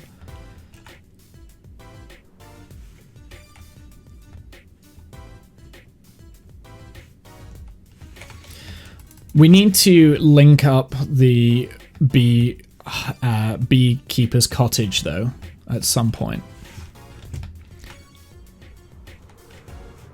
So that would be in that direction that way. Now, we've got this cave here, which I'm thinking of connecting up to the beekeeper's cottage. We've got this weird jiggity-jaggedy section that links into something else, right? There's like something back here that I've never really explored. Oh, it's this. So I'm thinking I've got to be close to the beekeeper's cottage right here. I've got to be close. I think it's in that direction. But this also goes like kind of down into another network of tunnels. Actually, it's not really a network, is it? It's just like kind of like these interesting ravines. Welcome back, Buzz. But this is all under where the pathway goes, I think. So I think that grass there, that links out. And this actually connects right up to the underneath of... Aha, here it is. Yes, so this actually connects up. This is where the path is. So this is where the path's going to go. So all of that does connect up. So at some point I need to figure out... Because there's the mountain over there. We need to like open up some chambers in that kind of network there, and we need to open it up a lot more. There's also this that we need to cover up, because this also goes into the network, I believe. Or maybe it doesn't. Oh, it does. Yes, this is what I want. I knew it existed, I just didn't know where it was. So there's another entrance here, potentially, and a building that could go on top of this. And more farms. But yeah, so basically we do have like... I just need to connect that up to that whole network and open up an area underneath there with the bee farm. That's going to be the next like big project, I guess. But yeah, I knew that there was like a pathway that worked itself underneath the road. So that just proves that it does for me. Also because like there's like a little mini ravine here as well that we kind of covered up. And another mini ravine over here that we've covered up. So all of these caves like kind of connect together quite well. I don't know what's underneath the deep slate layers. I've not really explored too much. And also when I've gone underneath the deep slate layers, it's very easy to lose your bearings. So... there's that. Oh my god, all the vine action. How's my bee farm been handling, by the way? Okay. I don't think we need any more honeycomb, honestly. Need more honey bottles, though. Honey blocks.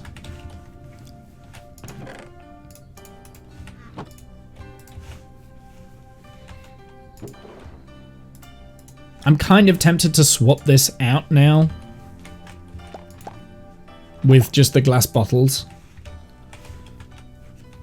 because I want the honey blocks more than I want the honeycomb, I think.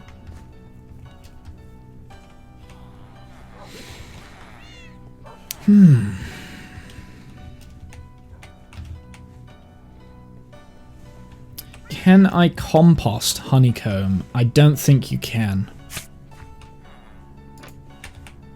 I didn't have any on me. Yeah, I don't think you can. But it's worth a try.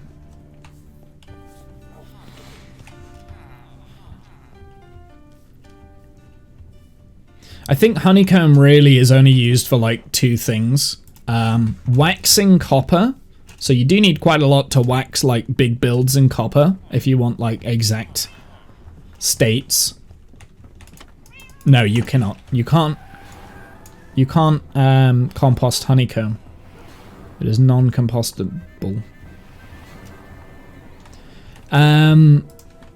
So yeah, you do need quite a lot of honeycomb to wax like all the copper that you need and stuff. Useless. Well, so for me, it's not necessarily useless. If I'm gonna start building in copper and I've got all the intentions to, building with like copper blocks and stuff, I want to make sure that it's all waxed down, right? Not even a bee villager. Do you know what? That's something I really don't like, is the fact that we don't have a bee villager. Yeah, bees are a bit... They were never a thing that really caught my inspiration when they were added in 1.15. In fact, if anything, that 1.15 update was something that really put me off for a little bit. That being said, the 1.15 update was like bug fixes. That was mainly what that update was. It was a lot of bug fixes.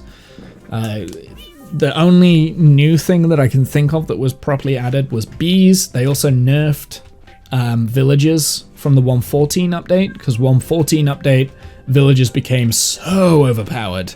They nerfed them quite a lot in 1.15. So yeah, but other than that, it was mainly like bug fixes and stuff in 1.15. From my memory, like from my recollection, you know. But yeah, bees, I never really played with them until now, right? So anything bee related, I never played with them. Oh, and copper. I think copper was added in 1.15. Or was that 1.16 that copper was added? Or was that 1.17? I think it was 1.17, right? So even then, like, honeycomb didn't have a purpose until 1.17. It was only really like the honey block that was added, which is quite a good block, to be fair. Honey block is a good block. I like that bees pollinate crops when they fly over. Kind of neat. Can make farms with bees in the middle of flower on the outside. Kind of neat. Oh, that's a pretty cool idea. I didn't know that that's what they did. They pollinate it, so they... I generally didn't know that that was a thing. I didn't know that that was a functioning thing in Minecraft. Cool. Yeah, I've never really played around too much with bees. It's only because I was building this beekeeper's cottage that I was like, you know what? The main reason was that I wanted to start building with copper blocks, like a lot of copper, because I've got ideas in my head on how to make copper look really, really, really, really cool. And I was like, well, I need a bee farm. So then I was like, well, if I'm doing a bee farm, we're not just allowed to do just a bee farm. We're not allowed to do that. Not on a big scale. We can do it on a small scale like that. We need to build a building that will house the bees farm. So that was where I built the beekeeper's cottage, and it took me like 4 months just to finish that tiny little thing. And we need to do a garden for this, and we need to do all sorts. There's a lot of work that needs going into that. Interior. Interior is going to be interesting. I don't know what I'm going to do with the interior. I really don't. I think what I need to do when I'm doing the interior for this, we need to block it out the same way that I blocked the garden, because I tend not to be very good with interiors.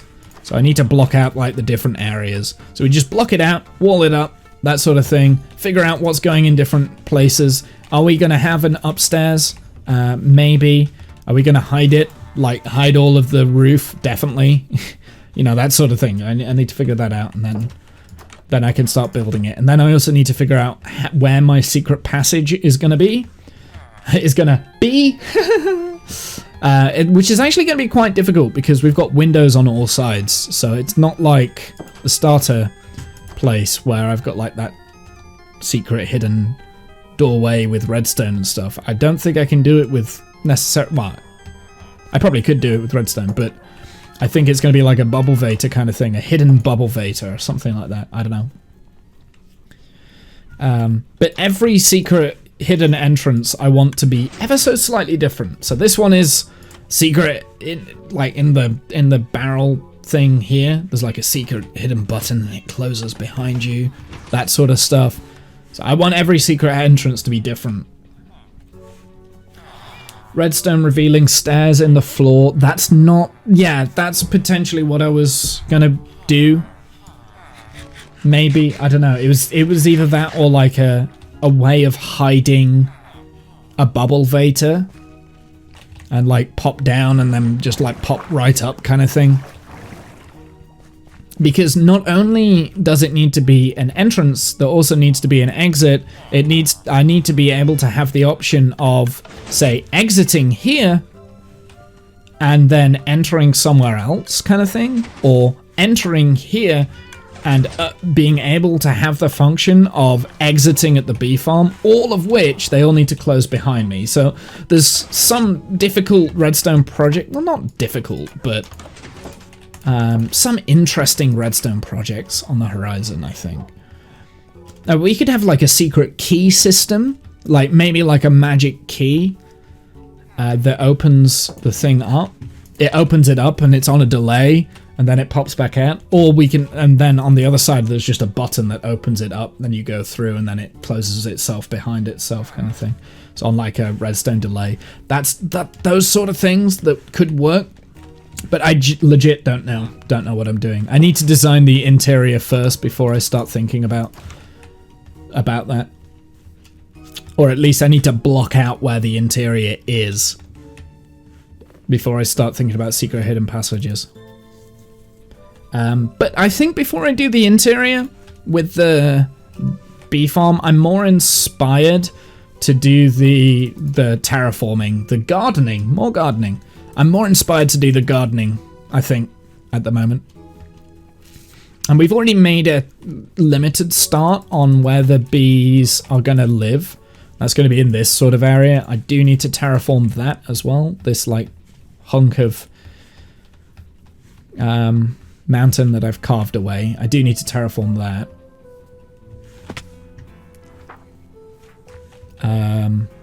I'm tempted to remove like the majority of this mountain here and have like a tree here instead, like a similar tree to that, and do the similar sort of thing with this maybe, and just have like trees everywhere. So I do need to also think about making the mountain look good. I can't just leave the mountain how it is.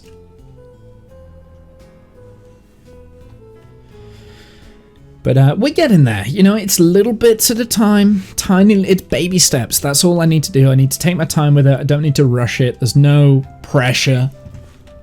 There's no rush, there's no pressure. I don't necessarily need to come up with all of this at once kind of thing. Do you know what, I don't think I want a super big bush here or a super big tree, because then I'm going to be blocking that tree there, and that tree is such a nice backdrop.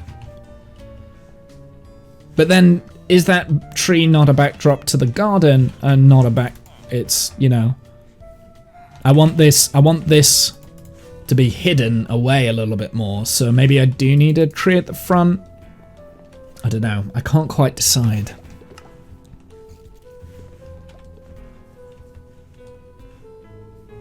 Can't quite decide. We'll have to have a think, but that's a problem for another day, I think. Because it is getting a little bit later on in the day, and I've been streaming for what, like 3 hours? More than 3 hours, 3.5 hours. And I need to go and get some food. And I've pretty much done what I wanted to do, I think. For the most part, I've done what I wanted to do. You know, we've got this garden finally done. Like, I'm so pleased with how this has turned out, honestly. I actually really like the look of this. By quite a way. It's just balanced very well. I think the whole thing just visually looks quite nice. I love the different layers we've added onto it with the pond. Bye bye, eat well. Yeah, I am gonna head out. So the only thing left in this whole area is just this tree/bush. Just the tree/bush. That's the only thing. And then this whole build is finally done, like properly done. And when I say the build, I don't just mean the building, I mean the surrounding area as well. So we've only got that tiny little bit left. And I think I will save that for a project on stream. That potentially will be the next stream that I do, is that small bush area or tree area there. But yeah, that's the plan. That will be the plan. I'm pretty pleased. I'm pleased with how it's gone. We've also got the path that goes around it, which looks cool. Oh, yeah, I'm actually really pleased with this. I think it looks really cool. But yeah, I'm going to head out. So, everyone, have a good night, evening, noon, insert, ow, ow, ow, ow, ow. You can't see that, it's fine. Have a good night, evening, noon, insert time zone here. I'll see you guys on the flip side. Until next time, I guess. I don't know when next time's gonna be. I might or might not be streaming on Saturday. There is no promises. No promises, which means I can't break my promises, which is great, you know. There is like nothing that I'm gonna, you know, break or anything. I have a very bad fear that for the majority of that stream, I was just in this view here. I don't know why I've suddenly thought that. I don't know. Oh well, it's fine. Don't worry about it. It's okay. We're fine. Alright, I'll see you guys later anyway. Bye-bye! You also saw the game? Okay, that's good. Good. See ya. Bye. Bye!